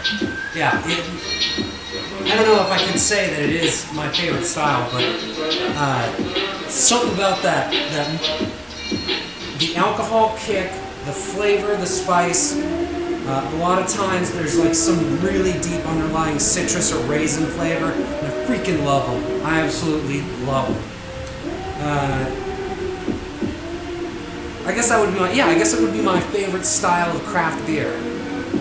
Something about the esters that can be produced in it. Oh, I love it. I'm gonna go over my recipe.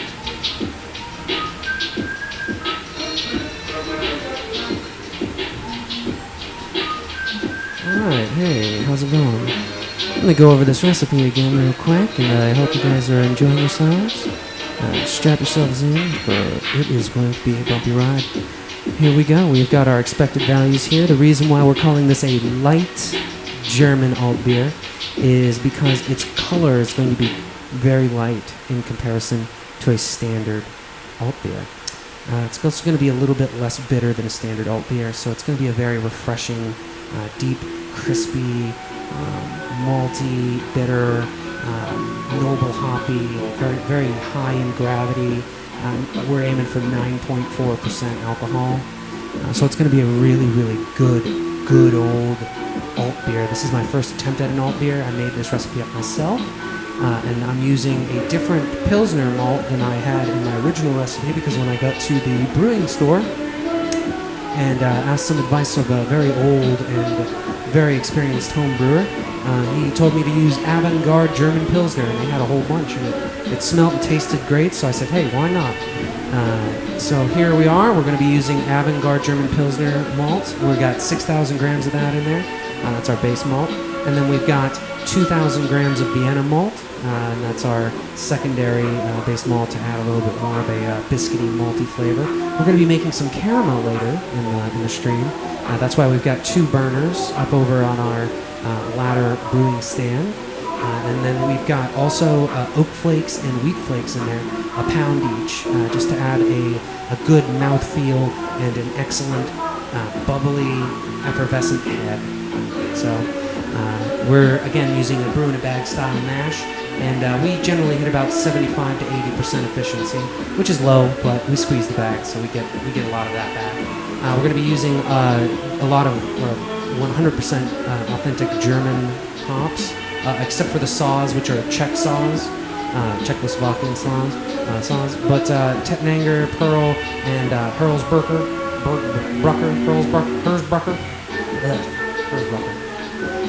Those are all noble German-style hops, except for, of course, the saws, which is from Czechoslovakia.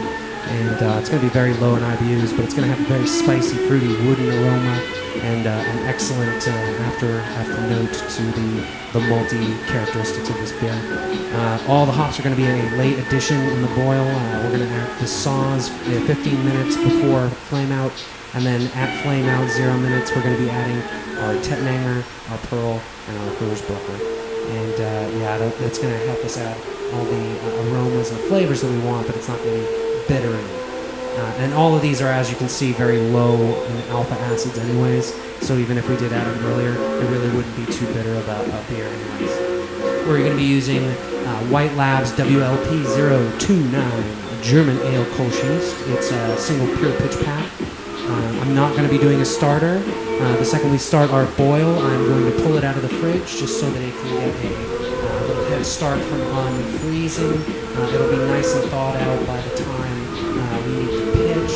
And, it was, the specific strain was developed in Cologne, Germany, and it accentuates hop flavors similar to California ale yeast. And, it's really good for all beer, as they say on the website, so I'm hoping on the best. Never used it before. We're using some spring water from the grocery store, and I'm going to be treating it once we start the boil with a teaspoon and a half of calcium sulfate and a very, very tiny amount of zinc. Yeast loves zinc. We have very minimal losses to the grain because we squeeze the hell out of our bag after we mash, which is a little bit different than sparging. Generally, we end up with 6.5 gallons in our conical fermenter, and that allows us to get around 5.5 gallons of actual drinkable beer right at the end of our brewing process after fermentation. Yeah, boy!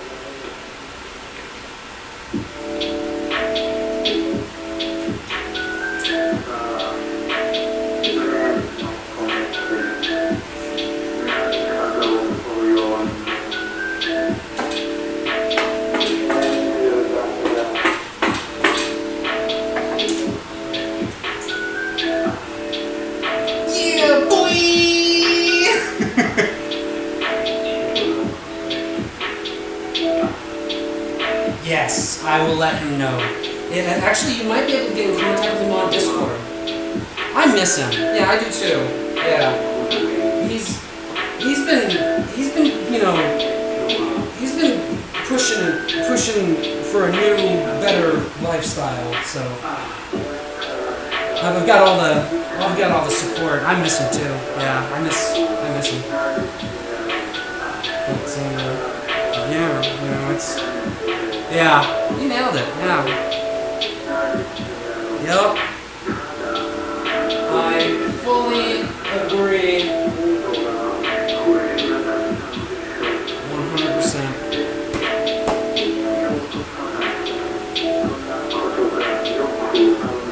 What can you do? What can you do? You know?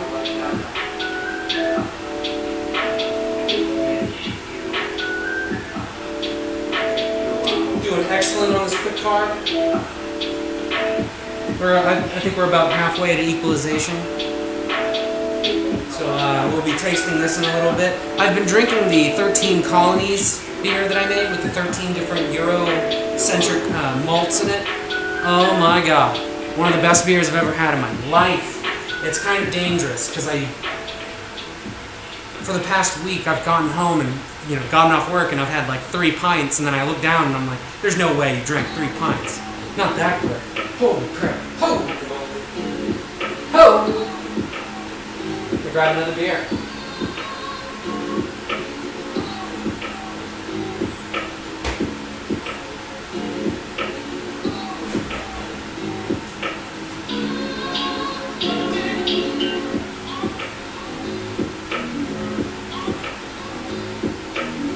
Alright, y'all.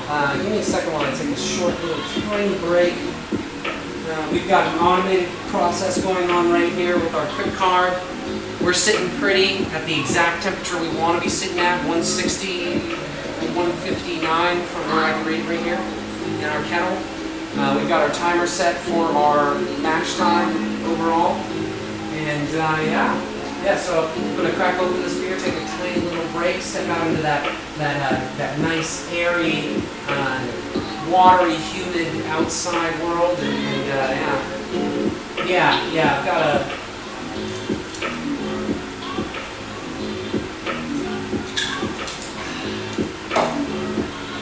I've got water, and I'm eating.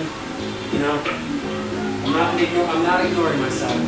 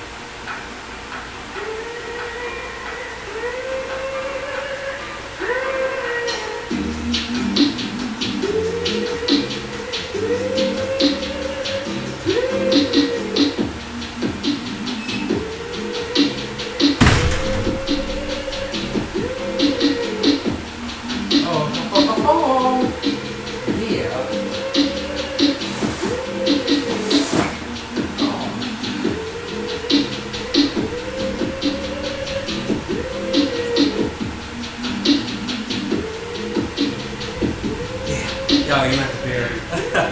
Well, I always stay hydrated. Not a call to anybody to say anything bad, but you know, I like a good crisp beer, especially at homebrew after work. Oh my goodness, it's a guilty pleasure. Guilty pleasure. Even though I feel no guilt in it, only pleasure.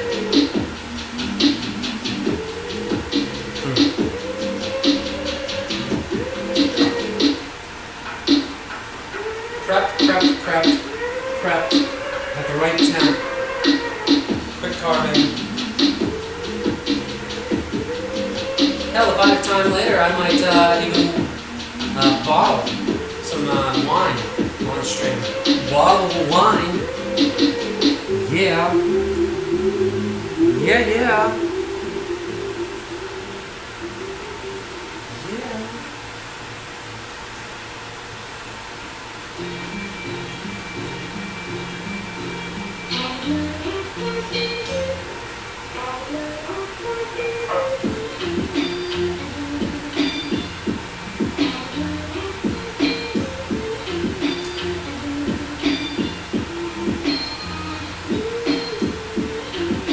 Oh, well, you heard it.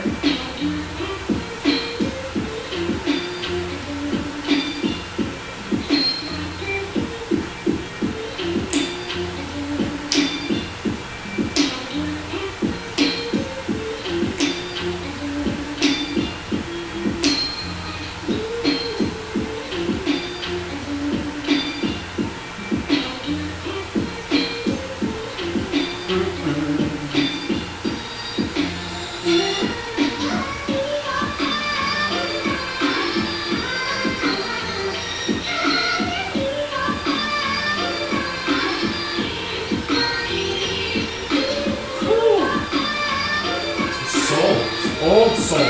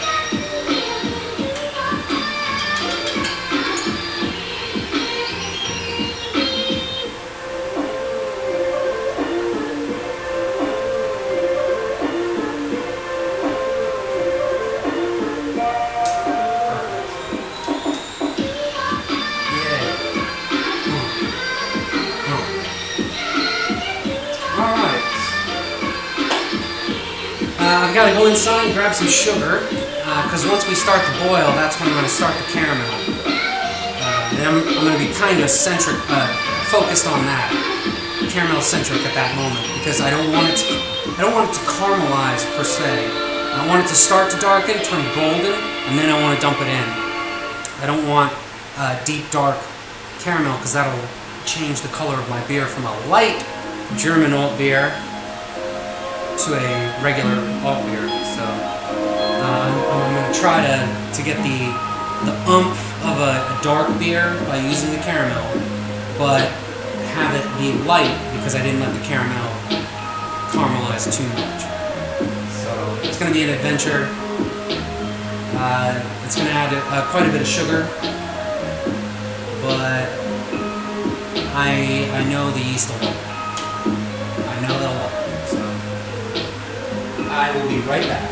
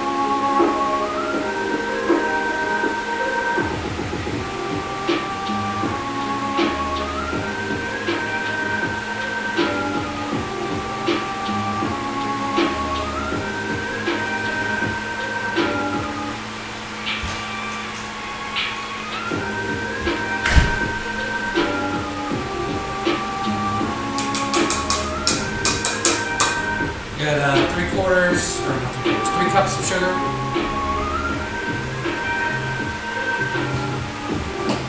3/4 cup. 3/4 cup measuring cup. We'll be adding water and those 3 cups of sugar to this pan, the pot, put it in. Hit it with some flame. And yeah, we're going to caramelize it up. Boys and girls, that's right. This is almost done quick carving. Probably got another 20 minutes left on it. Oh baby, I'm excited. I'm excited. We're sitting at 158. Just checked it before I went out. Oh my god, that's the perfect temperature. The absolute perfect temperature. How much longer do we have?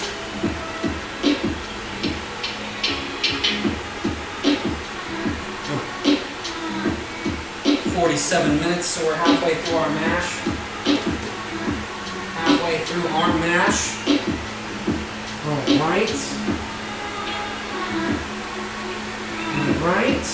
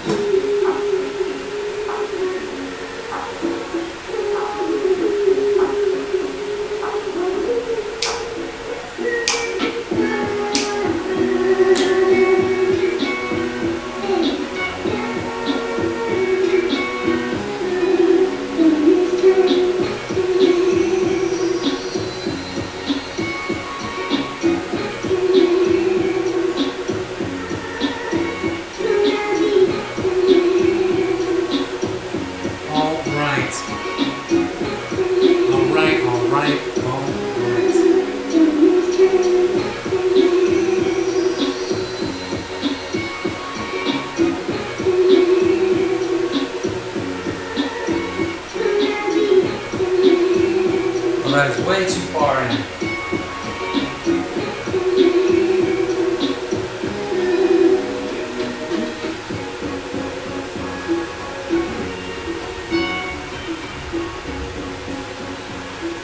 Right.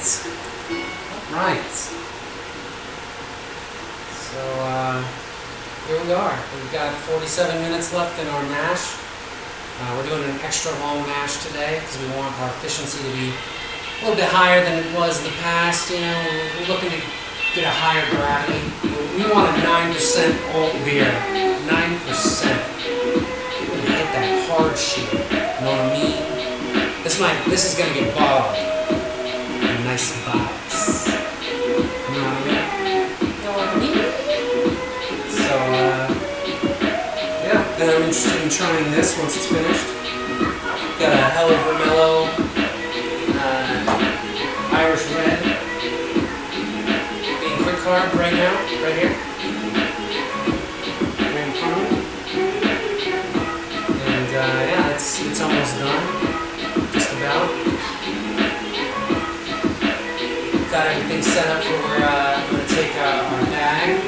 So we brew in a bag out of this kettle, and I'm going to toss it into this blue bucket here. Inside the blue bucket is a colander, and it's upside down, so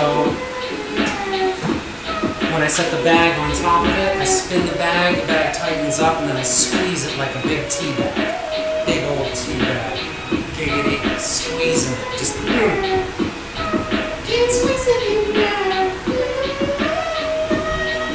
I'm squeezing that bag because you know how I needed that. but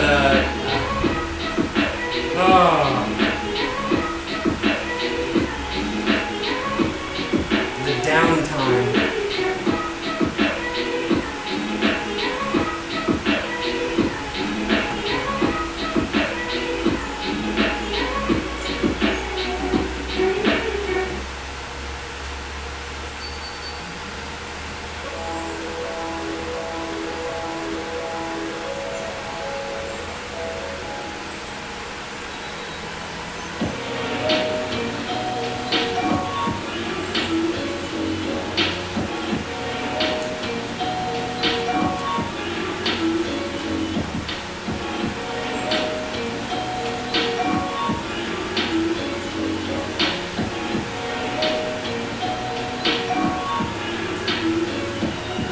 Cut open a lemon and use a little bit of fresh lemon juice in this caramel. And that citric acid prevents the sugar from crystallizing while you're doing it. Little kitchen tip. Little tiny kitchen tip. If you are worried about a lot of desserts crystallizing, a little citric acid goes a long way to stopping sugar from crystallizing. A lot of times, that may not be in your flavor profile, but that's the tiniest little bit that you need.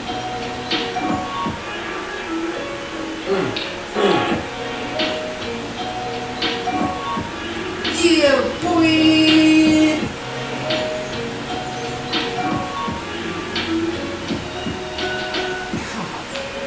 Perfect temperature, just sitting there.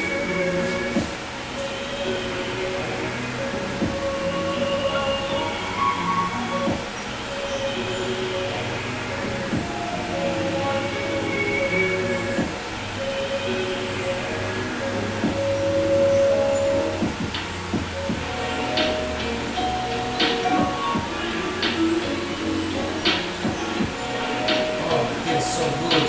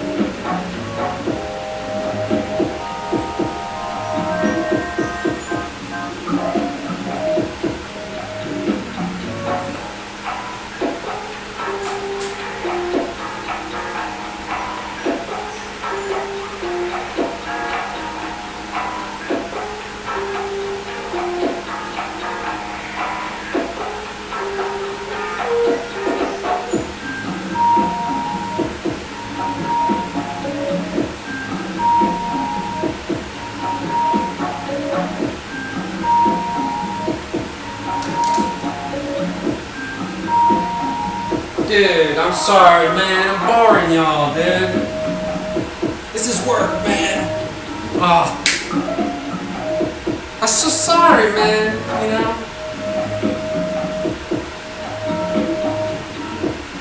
I need my brother here, or I need somebody here. It'd be nice. You know? It'd be nice to have somebody here. It wouldn't get quiet because we would talk. You know?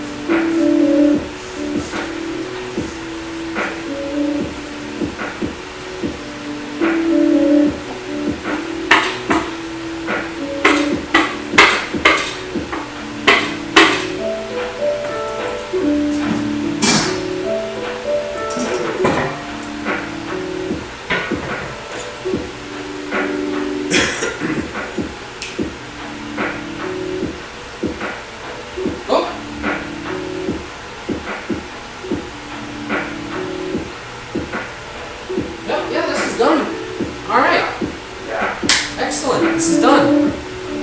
So we are quick carb up. We're going to turn this pump off. We're going to unplug both these. Okay.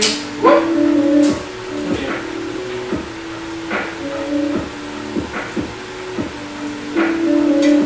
Alright, so we're going to get a bucket out.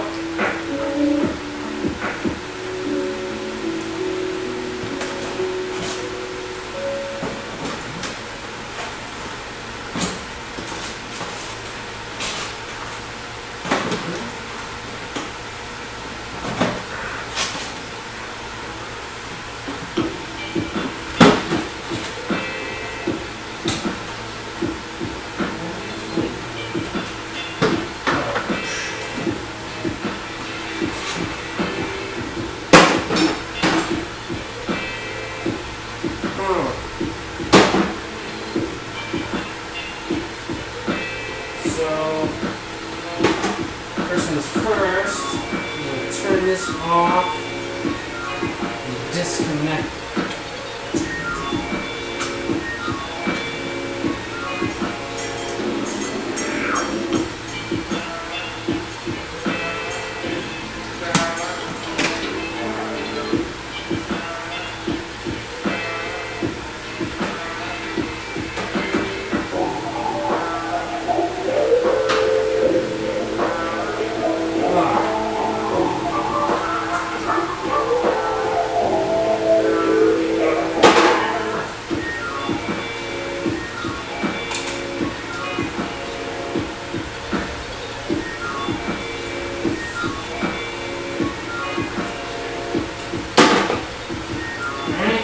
Turn the sucker back on.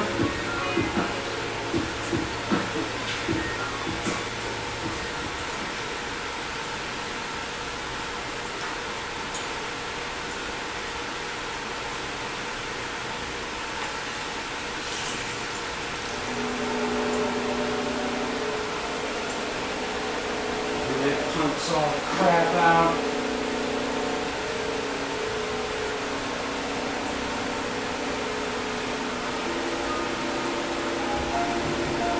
And then we repeat the process that we started at the beginning.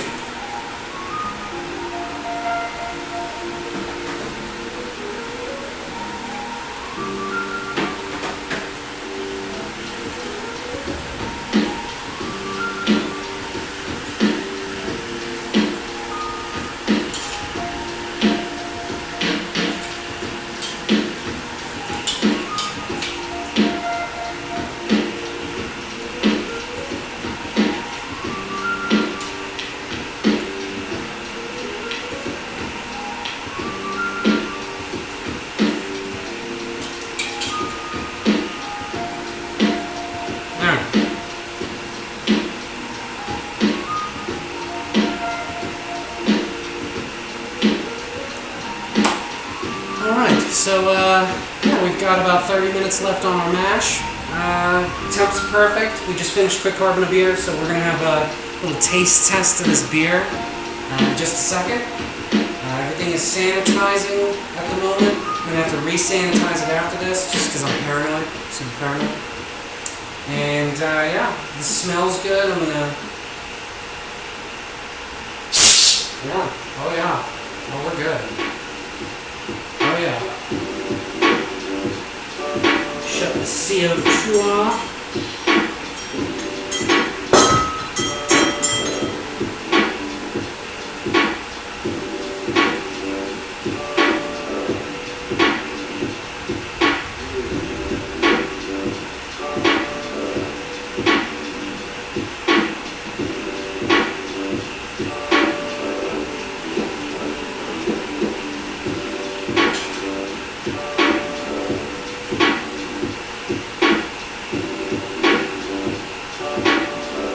Oh, dude. Oh, man. Oh, dude. Ripping wallpaper off the bathroom ceiling. You know, linguistically... Oh, shit. Linguistically, that doesn't technically work. Because if it's wallpaper, why is it on the ceiling? You know?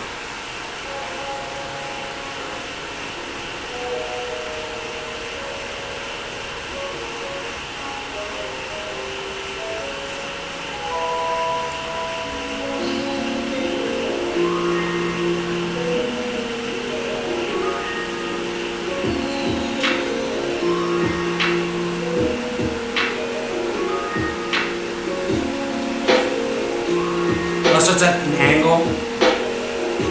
Whoa. Alright. Only this tube would cooperate. It's not a...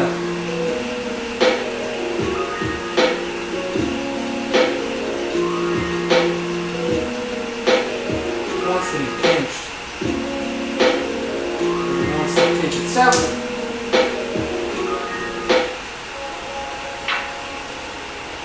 There we go.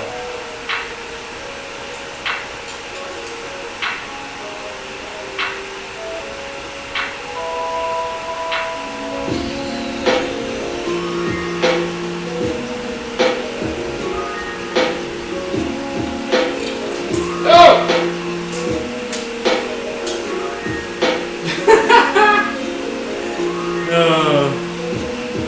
Yes! Somebody hit the click button, or the click button. It's got my feet wet. Shit! Now my shoes! Oh! I got my shoes wet! Now what am I gonna do? I gotta go meet Cinderella at the ball in 30 minutes! Somebody help me! I need to get new shoes, but how?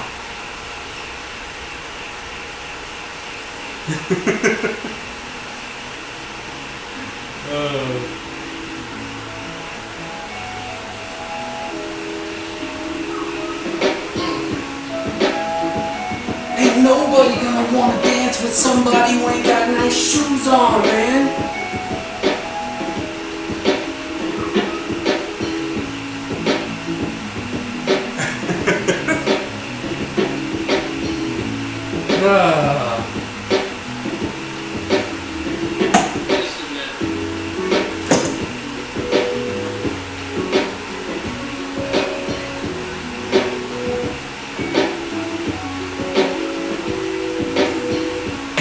Hey, where you going?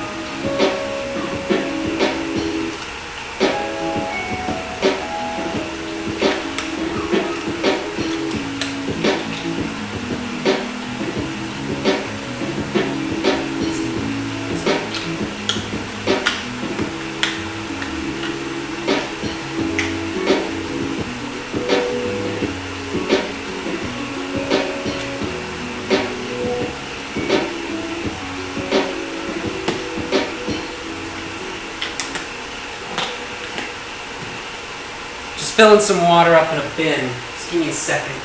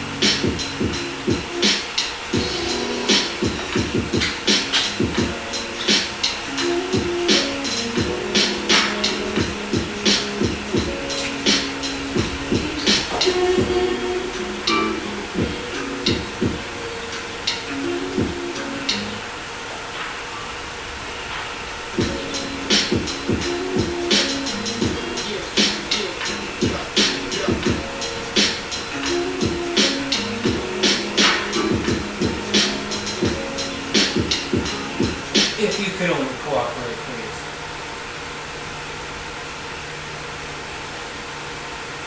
Twisting, tension.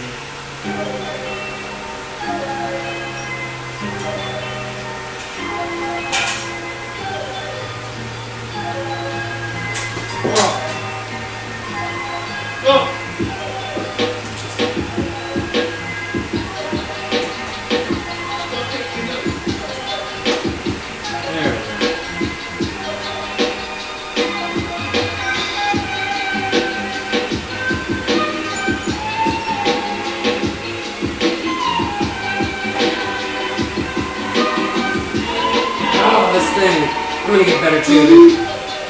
That's what's gonna happen. Better tubing.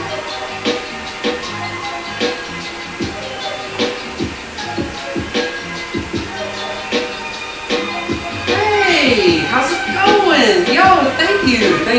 Yeah, this is a culmination of me and my brother's efforts for, golly, years. He's 7 years deep and I'm 3.5 years deep. So we're thanks. What you can't see right here, I'll point the camera down here. Hopefully nothing will catastrophically happen when I take my hand away from it.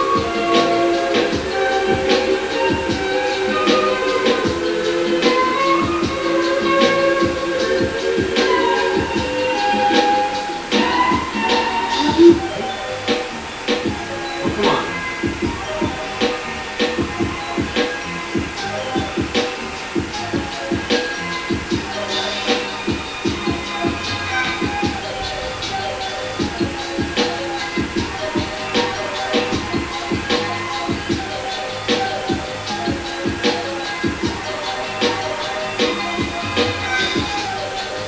Alright, so this is a pump made by Blickmon, and this is the quick carb, and there's a CO2 aeration stone in this T junction right here, and what happens is you're pumping CO2 into this, and every drop of beer gets hit with the amount of CO2 that you desire, and it runs back into the keg.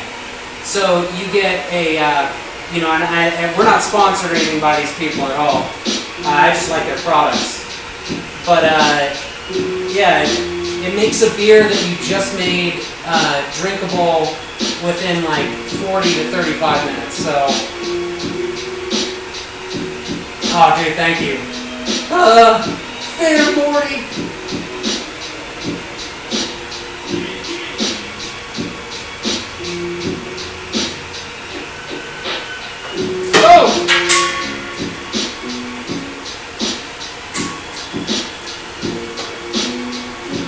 It's okay, y'all.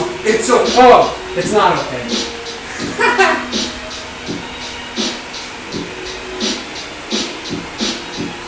All right. I spilled some. It's sanitizing liquid. It's actually good that I, spilled it. Just a slipping hazard. All right. So what I'm doing right now is there's a sanitation bath in this bin right here, and lots of foam, as you can see. And that's a Star Sand product called. Well, it's called Star Sand. It's a 5-star product called Star Sand. And I am using it to void this pump and all the tubes of any ooky gooeys that could be left by the beer that I just quick carbonated. But yeah, it's about done. Plus, I have to continually babysit this thing. The tubing is crimping, and it shouldn't. Yes, yeah, you kind of have to. You have to clean while you're.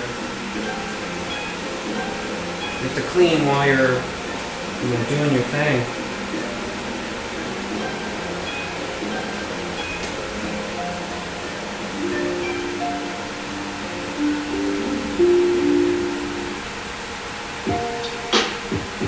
Working? Yeah, it is. Okay.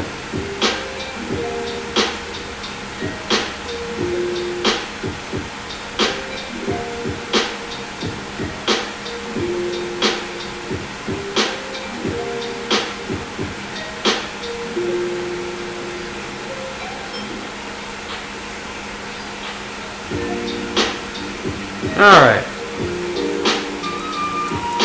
So I'm going to open the case back up and I'm just going to set this in there. I'm going to let it dry, air dry for a moment.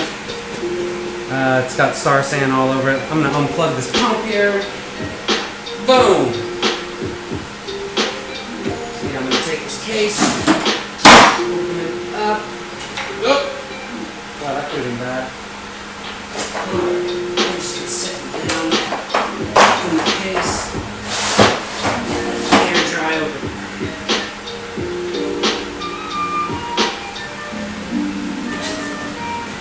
Use that for later. Set it right here. And then we'll take this full keg, place it in the fridge for a second.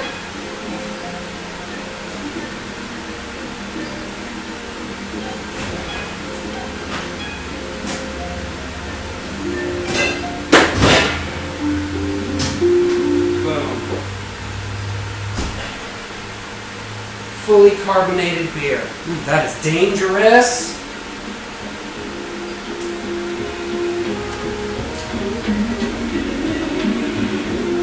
Go DC. DC ain't so dangerous.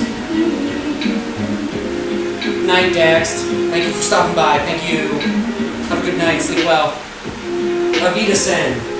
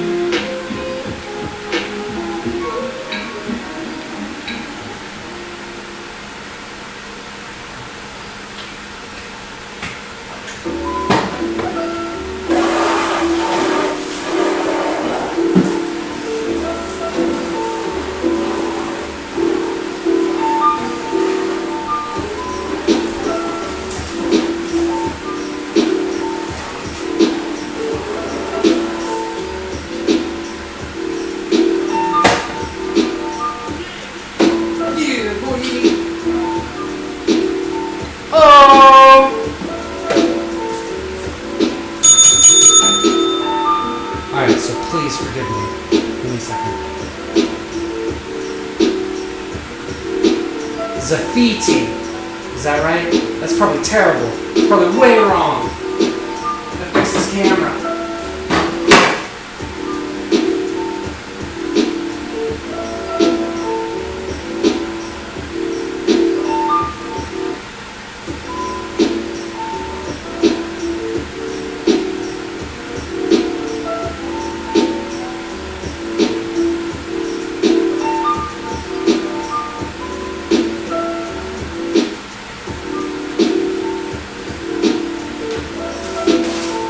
terrible with a lot of names, because I especially don't know where the context of them. But thank you. Welcome to the Brew Nation. Everybody treat Zap. That's what I'm going to call you. I'm going to call you Zap. Welcome Zap to the Brew Nation. Everybody treat him very nicely. I am making. Give me a second. I'm going to squeegee up this water here so I don't slip and die. But yeah, I will go over my recipe in just a second. The weatherman will come back in shortly with an in-depth look at what we're making today.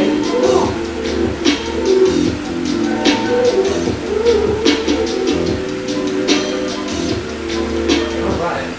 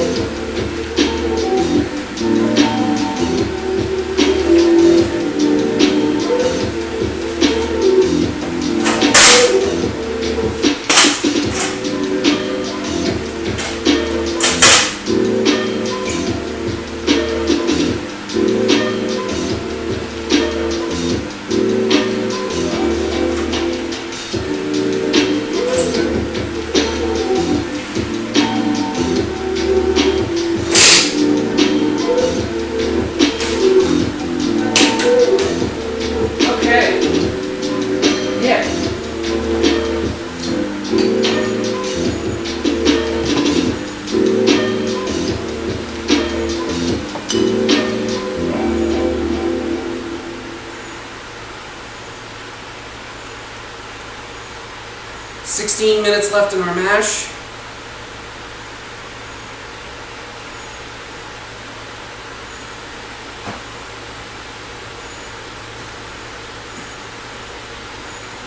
Oh, whoa.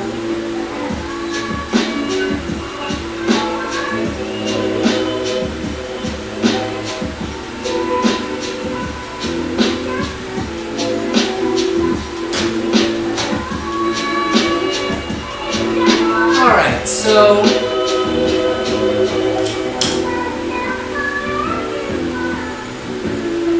today we're going to be making golden or Frosch, which is golden frog in German. This is a light German alt beer, which is a traditional German style of beer. A lot of brew pubs and a lot of different breweries in Germany have produced decades and decades and decades of historical beers in this style. It's one of the most sought after beers that you can get in a German city or pub. The reason why I'm calling this a light German alt beer is because we're going to stay low on the SRM and on the bitterness scale, the International Bitterness Unit scale IBUs. But we are going to be high on the alcohol and the malt flavor, mouthfeel, head, all the things that make that just one of the best beers out there. We're hoping for 9.4% alcohol at the end of the day, which is pretty high for this yeast to attenuate into. But I'm going to give it my best. I'm going to give it a little head start with some caramel that I'll show you in just a second here. We're going to be using Avant-Garde German Pilsner malt, 6,000 grams, as our main. It's going to be our main base malt. We've got Vienna malt, and we're going to be using that as our secondary base malt. We're going to be putting that caramel in there again. Right once we start boiling, I'm going to start my caramel making process. And right as the caramel is starting to brown up, I'm going to toss it into our 9.4. Was it too loud? Oh yeah, 9.4. Oh yeah, we're hitting it hard, dude. 9.4%. Yeah, we want it. I want it to be, hit you with the dankness. But yeah, we're gonna be putting some caramel in there. 3 cups of sugar caramelized in 3/4 cup of water. I'm gonna be adding, or we already added, a pound of oat flakes and wheat flakes. And that's going to add a frothy, soft mouthfeel with nice, energetic and effervescent flavor. using 4 very German-style hops. 3 of them are noble hops, known to most German beers, and are suggested in a lot of different recipes when you look at how to make an authentic German beer. We're going to be using Czech sauce, some Tettnanger, Pearl, and Hersbrucker. Yeah, these are all low alpha acid hops, so it's going to have a nice spicy, wooden, fruity aroma with a little bit of citrus in there, and it'll have a caramelized malty note to it because of the caramel we're going to be adding. We're going to be using White Labs WLP 029 German Ale Kolsch yeast. It is a yeast strain that was developed in Cologne, Germany, and it's used for German ales and Kolsch recipes. We mash in with 10 gallons of water, and then we end up with generally around 6.5 gallons in our 7-gallon conical funnel. Alt beer generally is a dark copper beer. Today it's going to be a very light beer, thus the name, Golden Frog. You know, it's going to be something similar that everyone knows about, but it's going to be a little bit brighter than everyone's ever seen it, or most likely people see on a general basis. I got the idea from Final Fantasy IX, and yeah, you know, it's just something that you see there. You don't see it very often anywhere else. So, hey, Golden Frog. I think it's Goldener Frosch.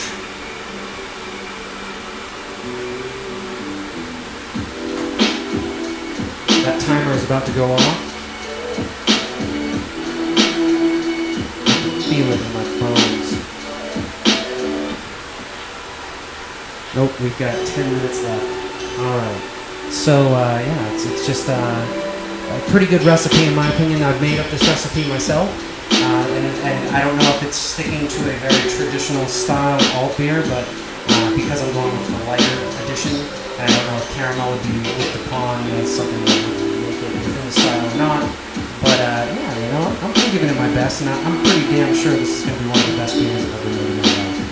So I'm glad y'all are here. Yeah. Yeah.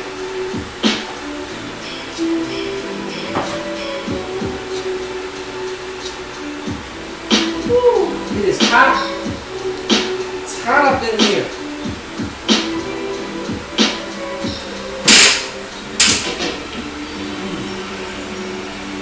Yeah, spit on me, that fan, all day. Hit it with the wild child, no way. I can hit with these bars, no K. Cause I didn't hit it with the fofo whole way.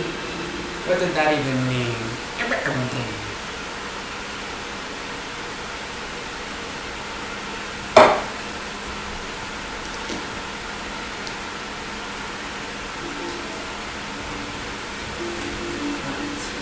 Water here. Sugar.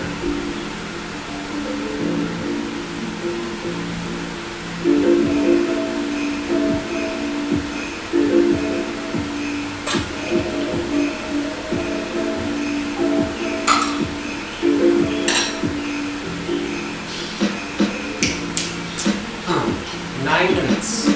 9 minutes, ladies and gentlemen, and then we start the boil. That's when we'll be adding this, which is 2 tablespoons of calcium sulfate, which is a pH equalizer for certain waters, and some zinc. And the zinc is something that the yeast love. It makes the environment for them extra special. And then after that, this is a very tiny amount of powdered Irish moss, and that is a clarifier that it takes heavy particles and makes them fall out of solution to make a clear beer. Clear beer, bright beer. It's good beer.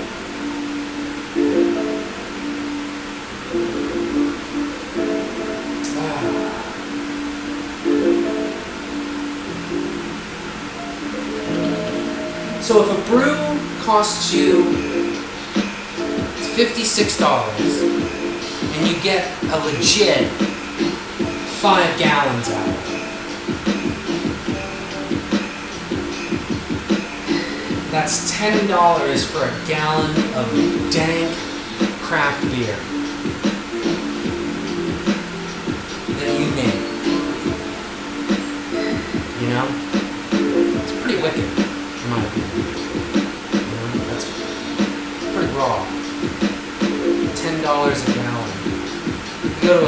You go to a craft brew store or a bar, a pub, and you want craft beer, and it's like $5.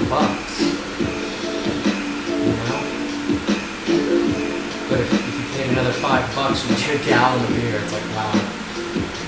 Yeah, boy! You just spend one day doing it and you get a kick. Oh, baby.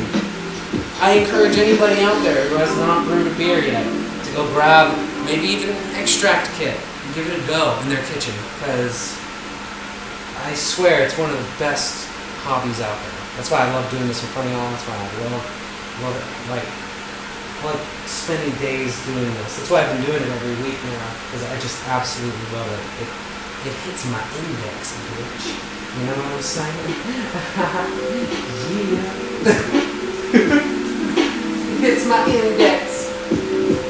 Fingers flying like a wrist step.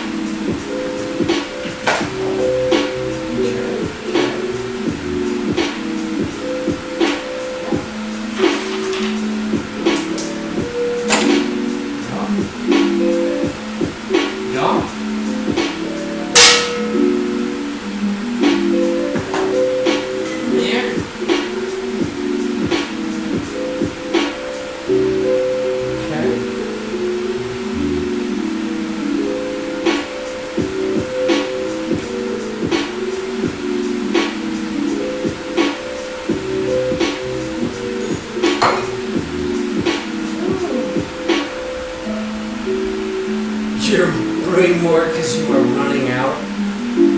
Running out of what? I'm not running out. You're running out? You want to be running man? I want you to start running man?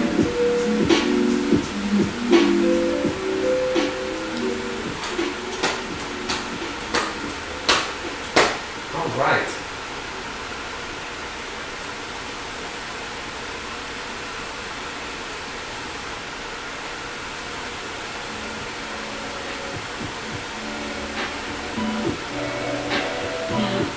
Alright, so give me just 1 second, and then when I get back, we'll have a moment where we'll take the grain bag out, plop it in our bag, not a bag, our bucket here. We're going to spin it so it becomes tighter, and then we're going to squeeze it up against the colander, and I'll try and show you all that. Try being the keyword. Just give me 1 second, I'll be right back.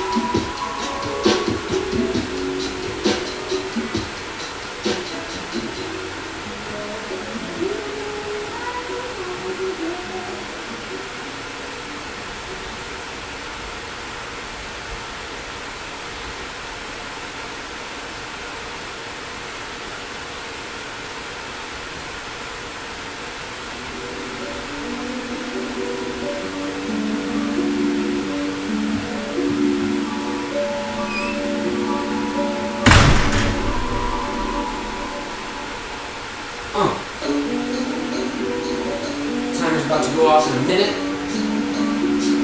So, we got 3/4 of a cup of water ready. So I can start my caramel. Oh, baby. That's what I'm super excited about. Not the, well, mostly the beer, but the fact that it's going to have caramel in it. I love caramel in beer. It's something that isn't very often done.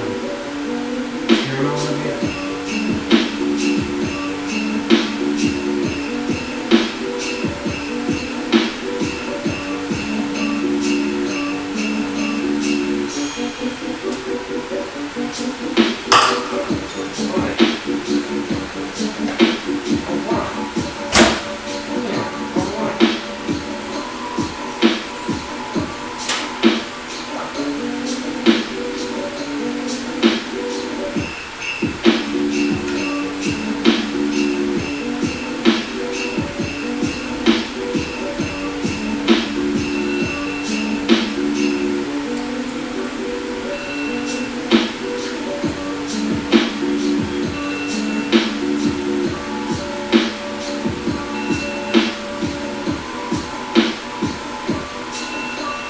I hear you.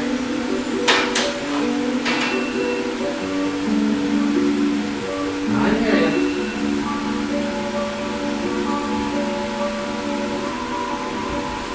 I hear you.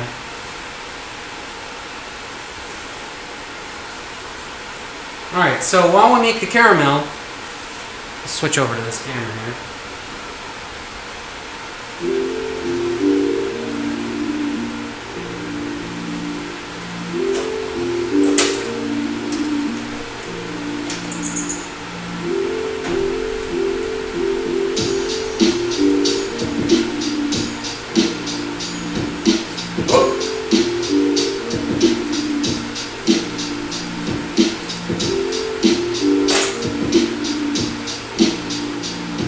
I don't know if that view is going to work with the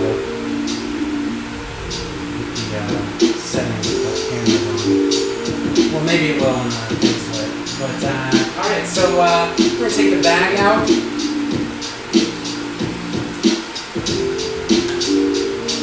We're going to plop it in our glue bucket, and then we're going to squeeze the shit out of the bag. Woo!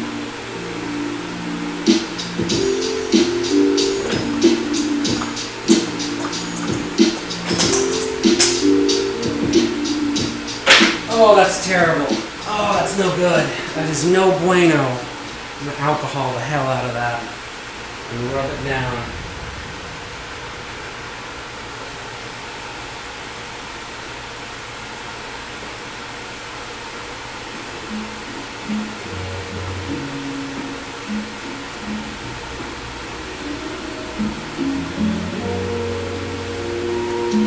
All right.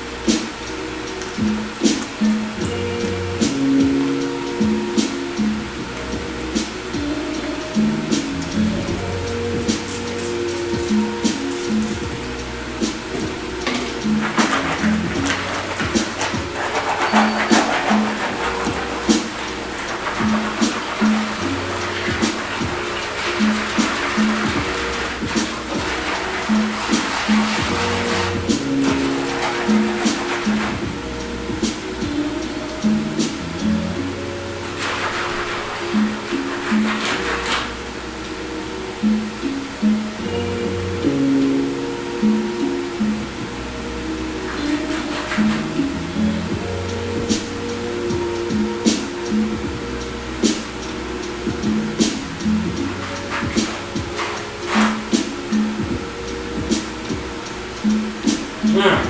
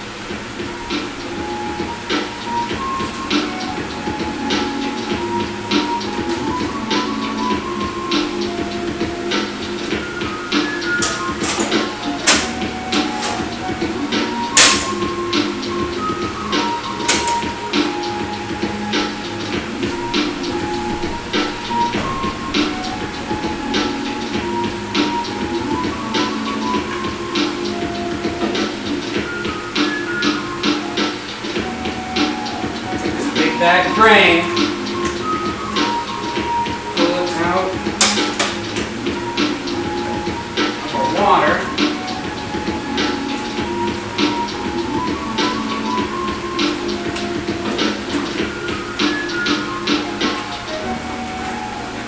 Give it a good spin.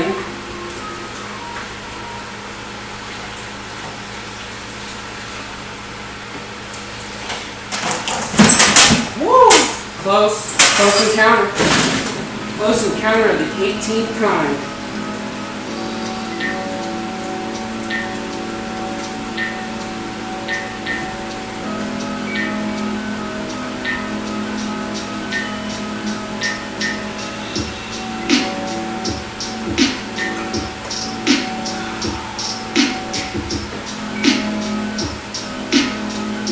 All right, so inside the bucket now is all my grain in my bag.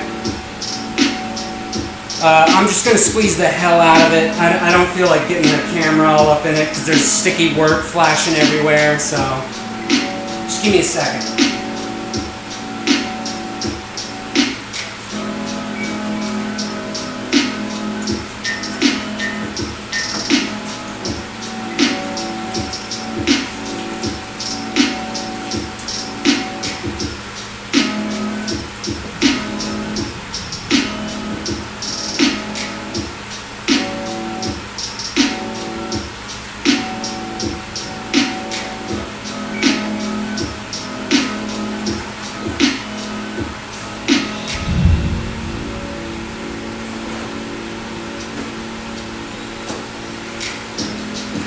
Cooperate.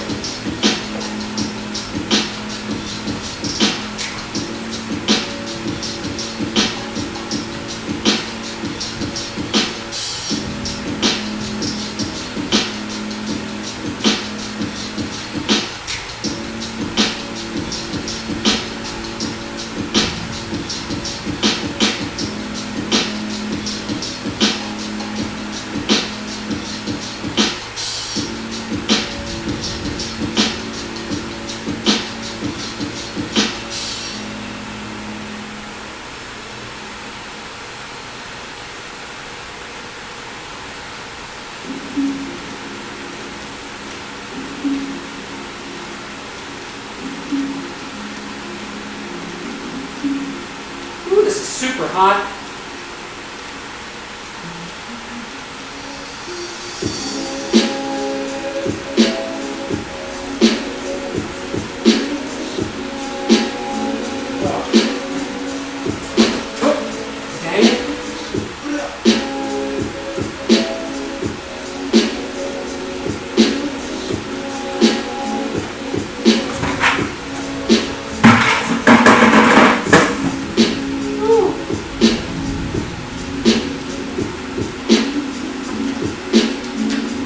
Yeah, it does. It has the shape of a turkey after you start spinning it. Yeah. Squeeze the turkey. Urban Dictionary, that shit. I don't know what that means. Squeeze the turkey. Squeeze the juice from the turkey. Alright, there we go.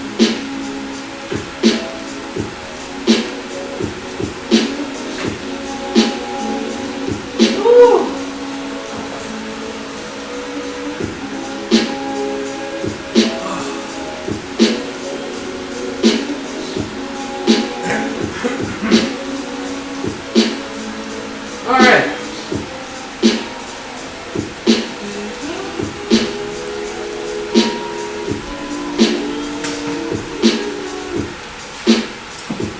Add this back to our mash.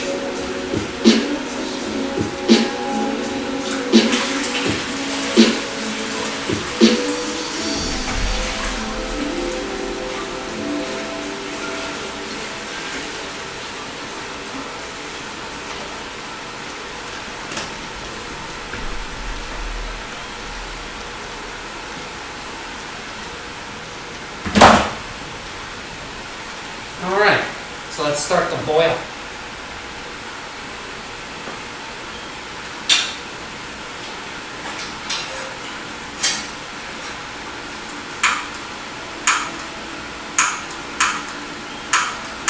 Come on.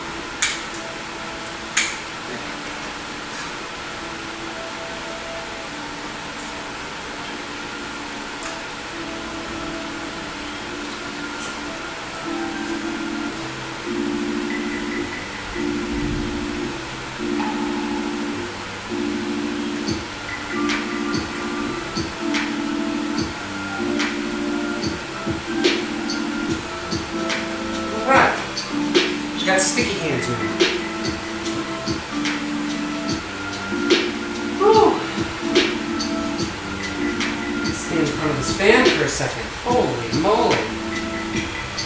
Oh.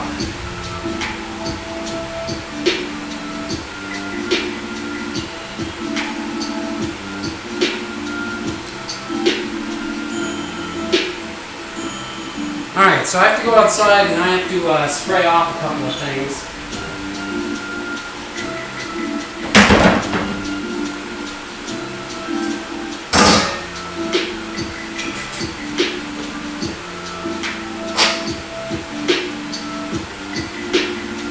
Yep. Be right back.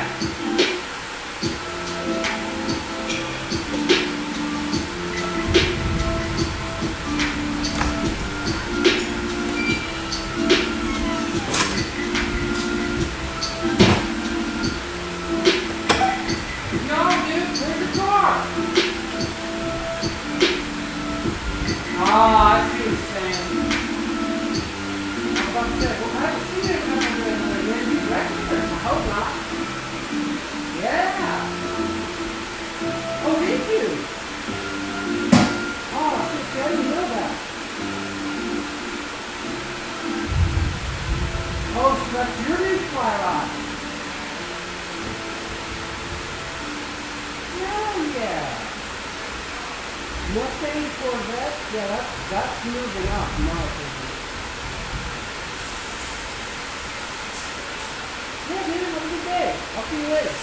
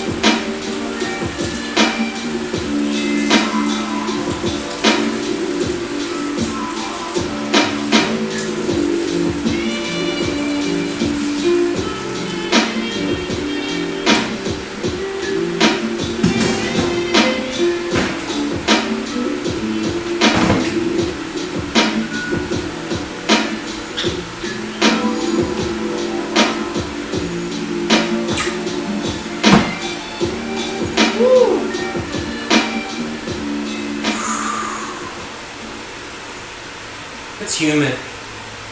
It is super humid. Whew.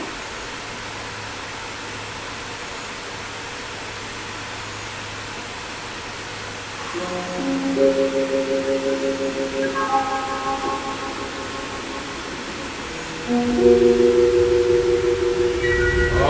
that feels good.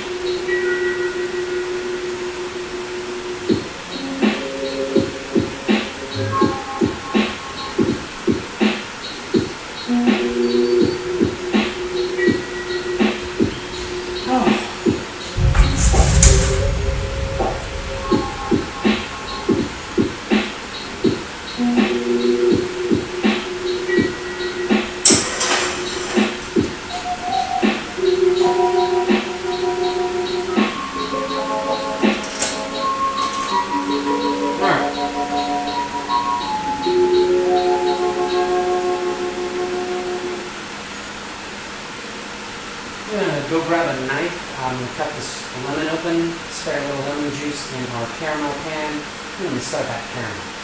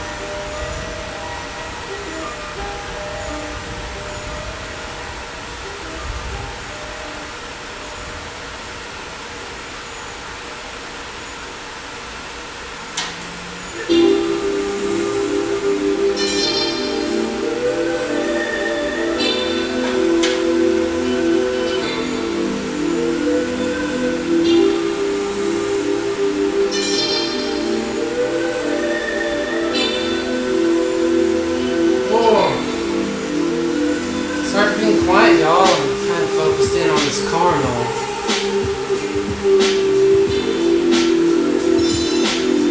But yeah, that's like a frothy, good, golly molly full of deliciousness.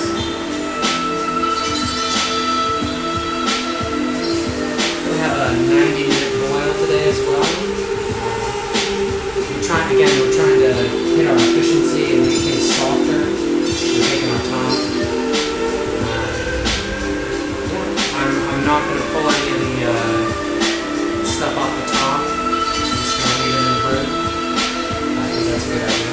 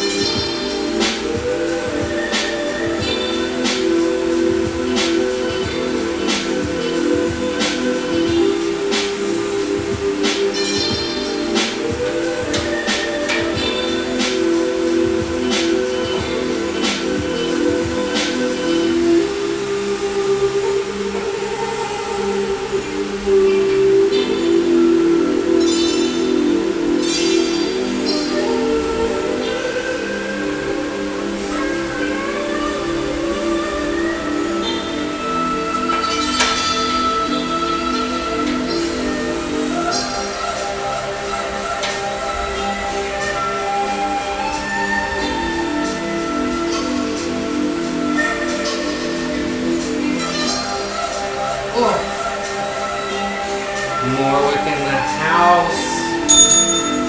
Yo, how you doing? Salt, dude. Good to have you here, man. How's your day going? Good day. Good day to you. Good day. I'm making some caramel right now.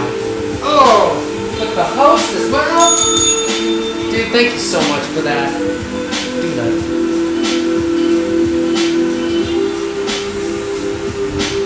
Oh, my day's been great. Yeah, I've no problem smooth sailing. Just, it's actually been pretty cool because it's been raining outside with, overcast action. It even rained earlier. I was gonna say it's raining right now, but it's not.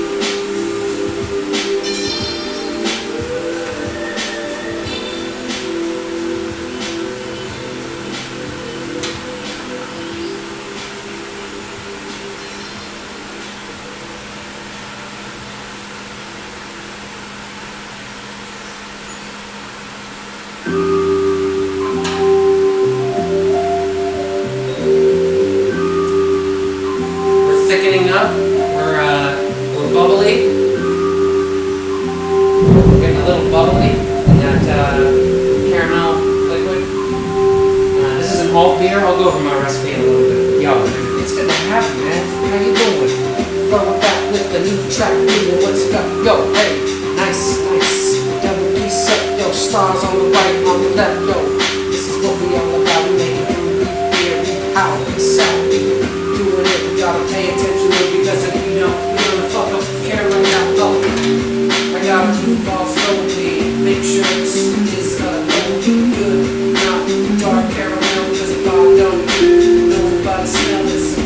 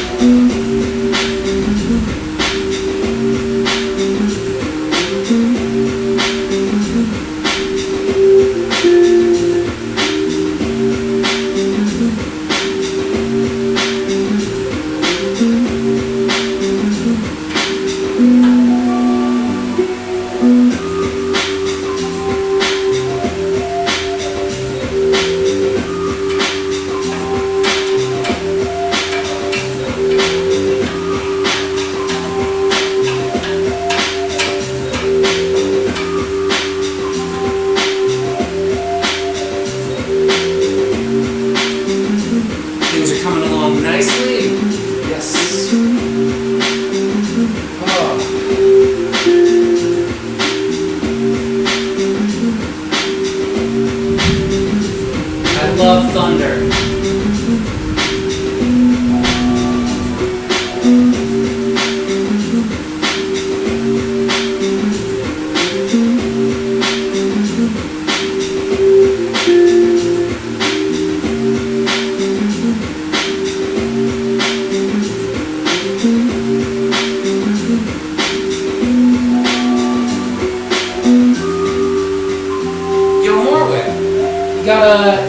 You got a good long mix you want to listen to right now? I mean, nobody likes to listen to their own music, I'm sure, but you know, hey. You want me to put on like a long mega mix or something that you've made? Dude, post a link in chat. I'll toss that shit on ASAP. All the way. 100% all day. That's what we do when we hit it up with the creative group. Oh, you do the shit.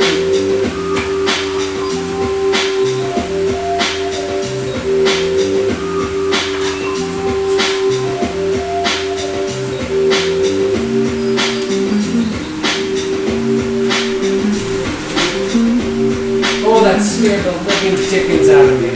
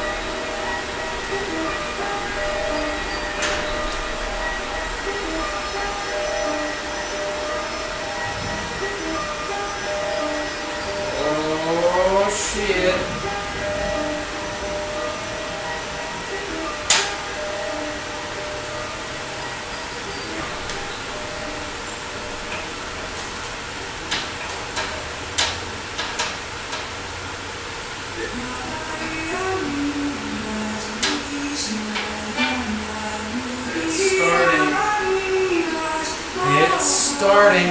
Ah, here we go.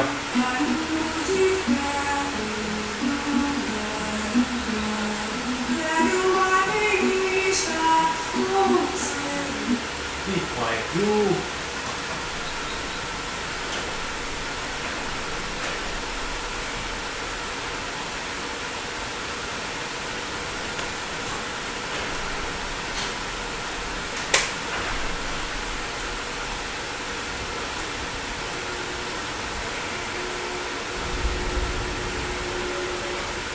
Oh, I will. Awesome. Appreciate that, dude. Appreciate that. Yes.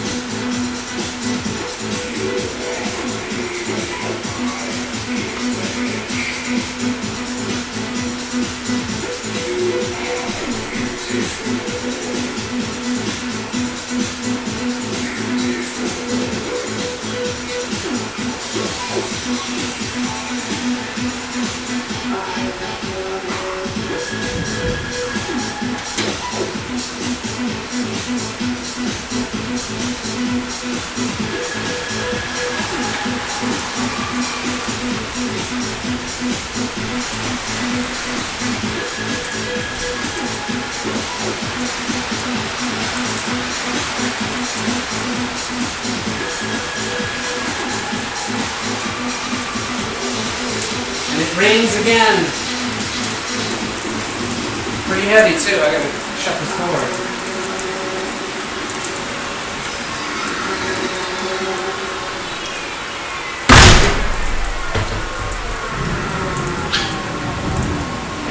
I know, right? Nice raining.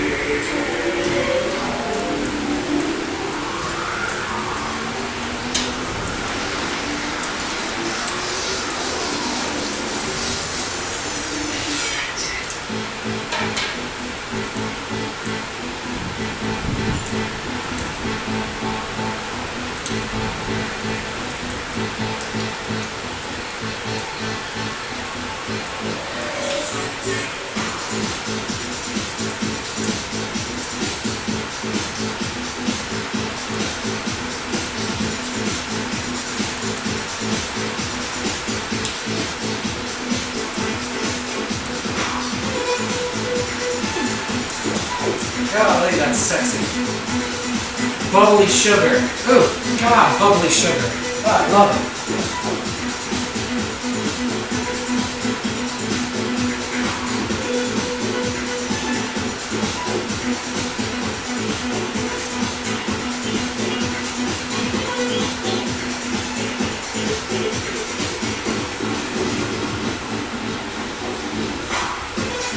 Lightning.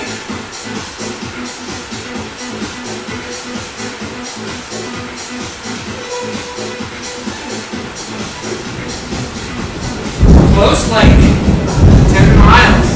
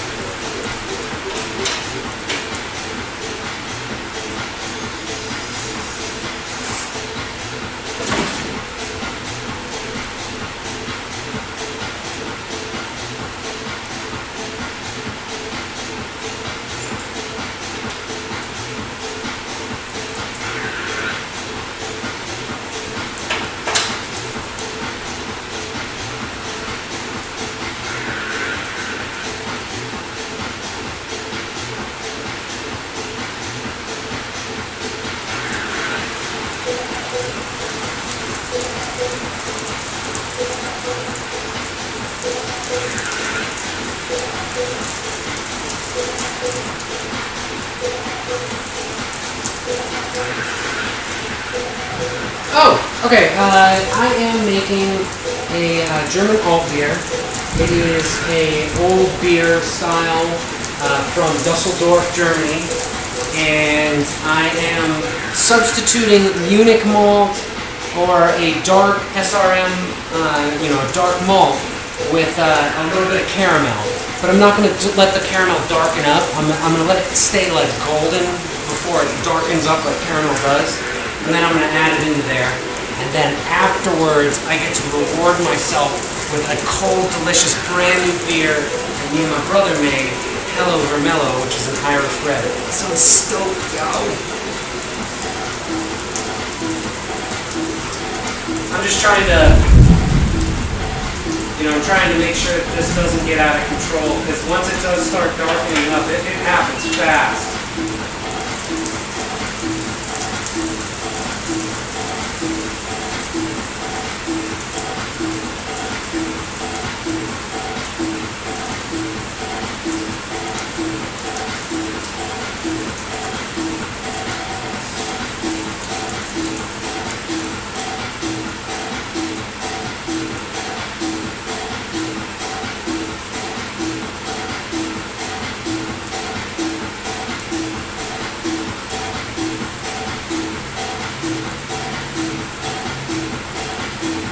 Lightning.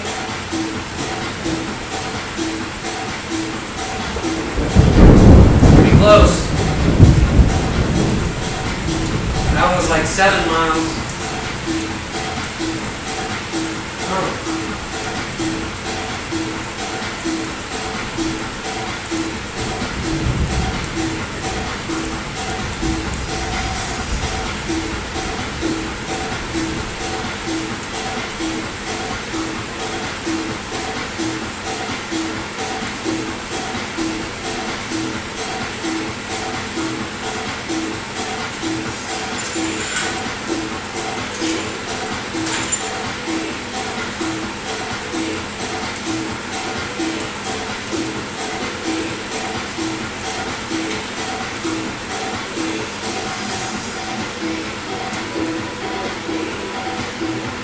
We're getting real close.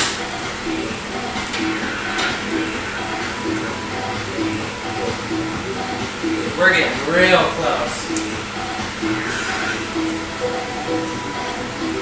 Yeah, yes, I miss him. I miss him very much so. Yes. So I will send your regards, as well as Dex Lines and Trees and Uncrafty and all the OGs. I'm gonna send them the best regards. I miss that fella.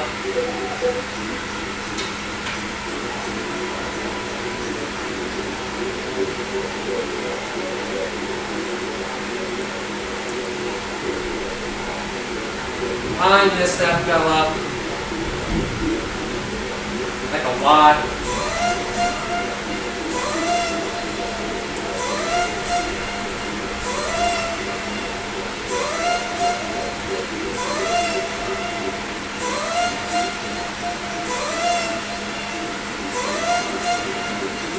We are thickening up real quick.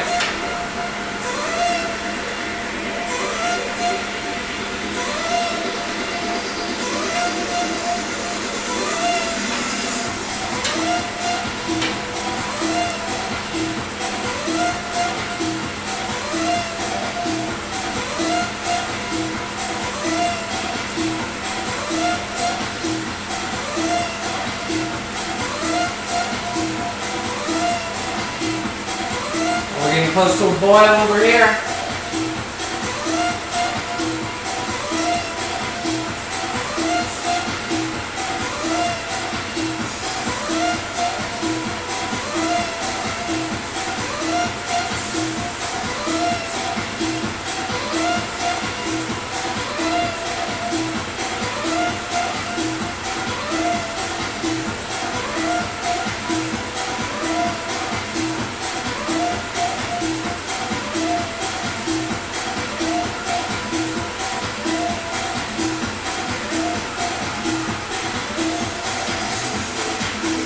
Lightning real close that time. Yeah, that was 1 mile.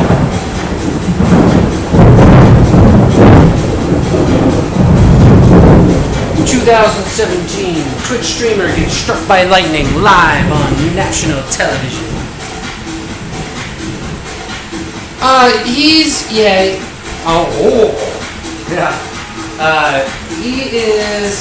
dealing with a couple of legal issues and a couple of separation issues and a couple of other things.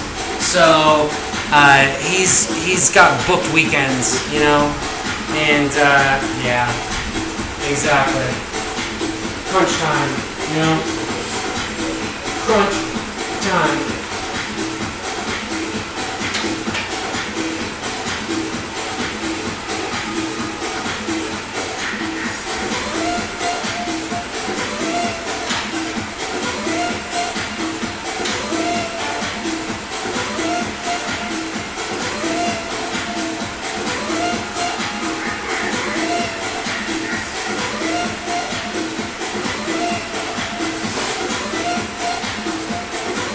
Yeah, I feel for the fella. Oh, my camera's down. Oh!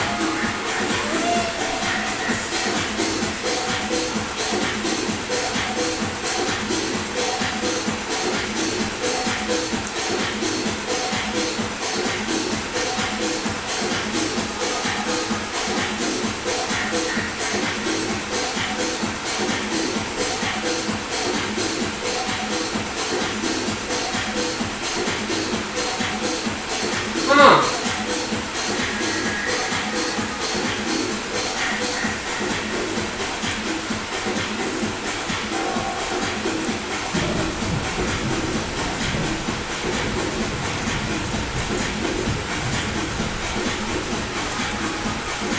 Oh God. Alright, so I might drop out. Give me a second.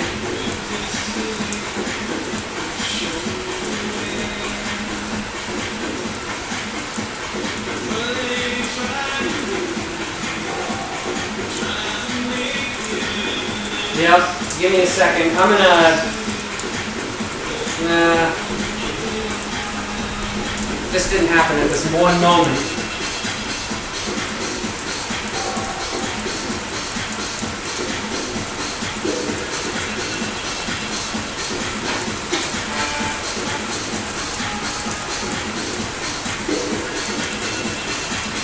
Oh, great. All right.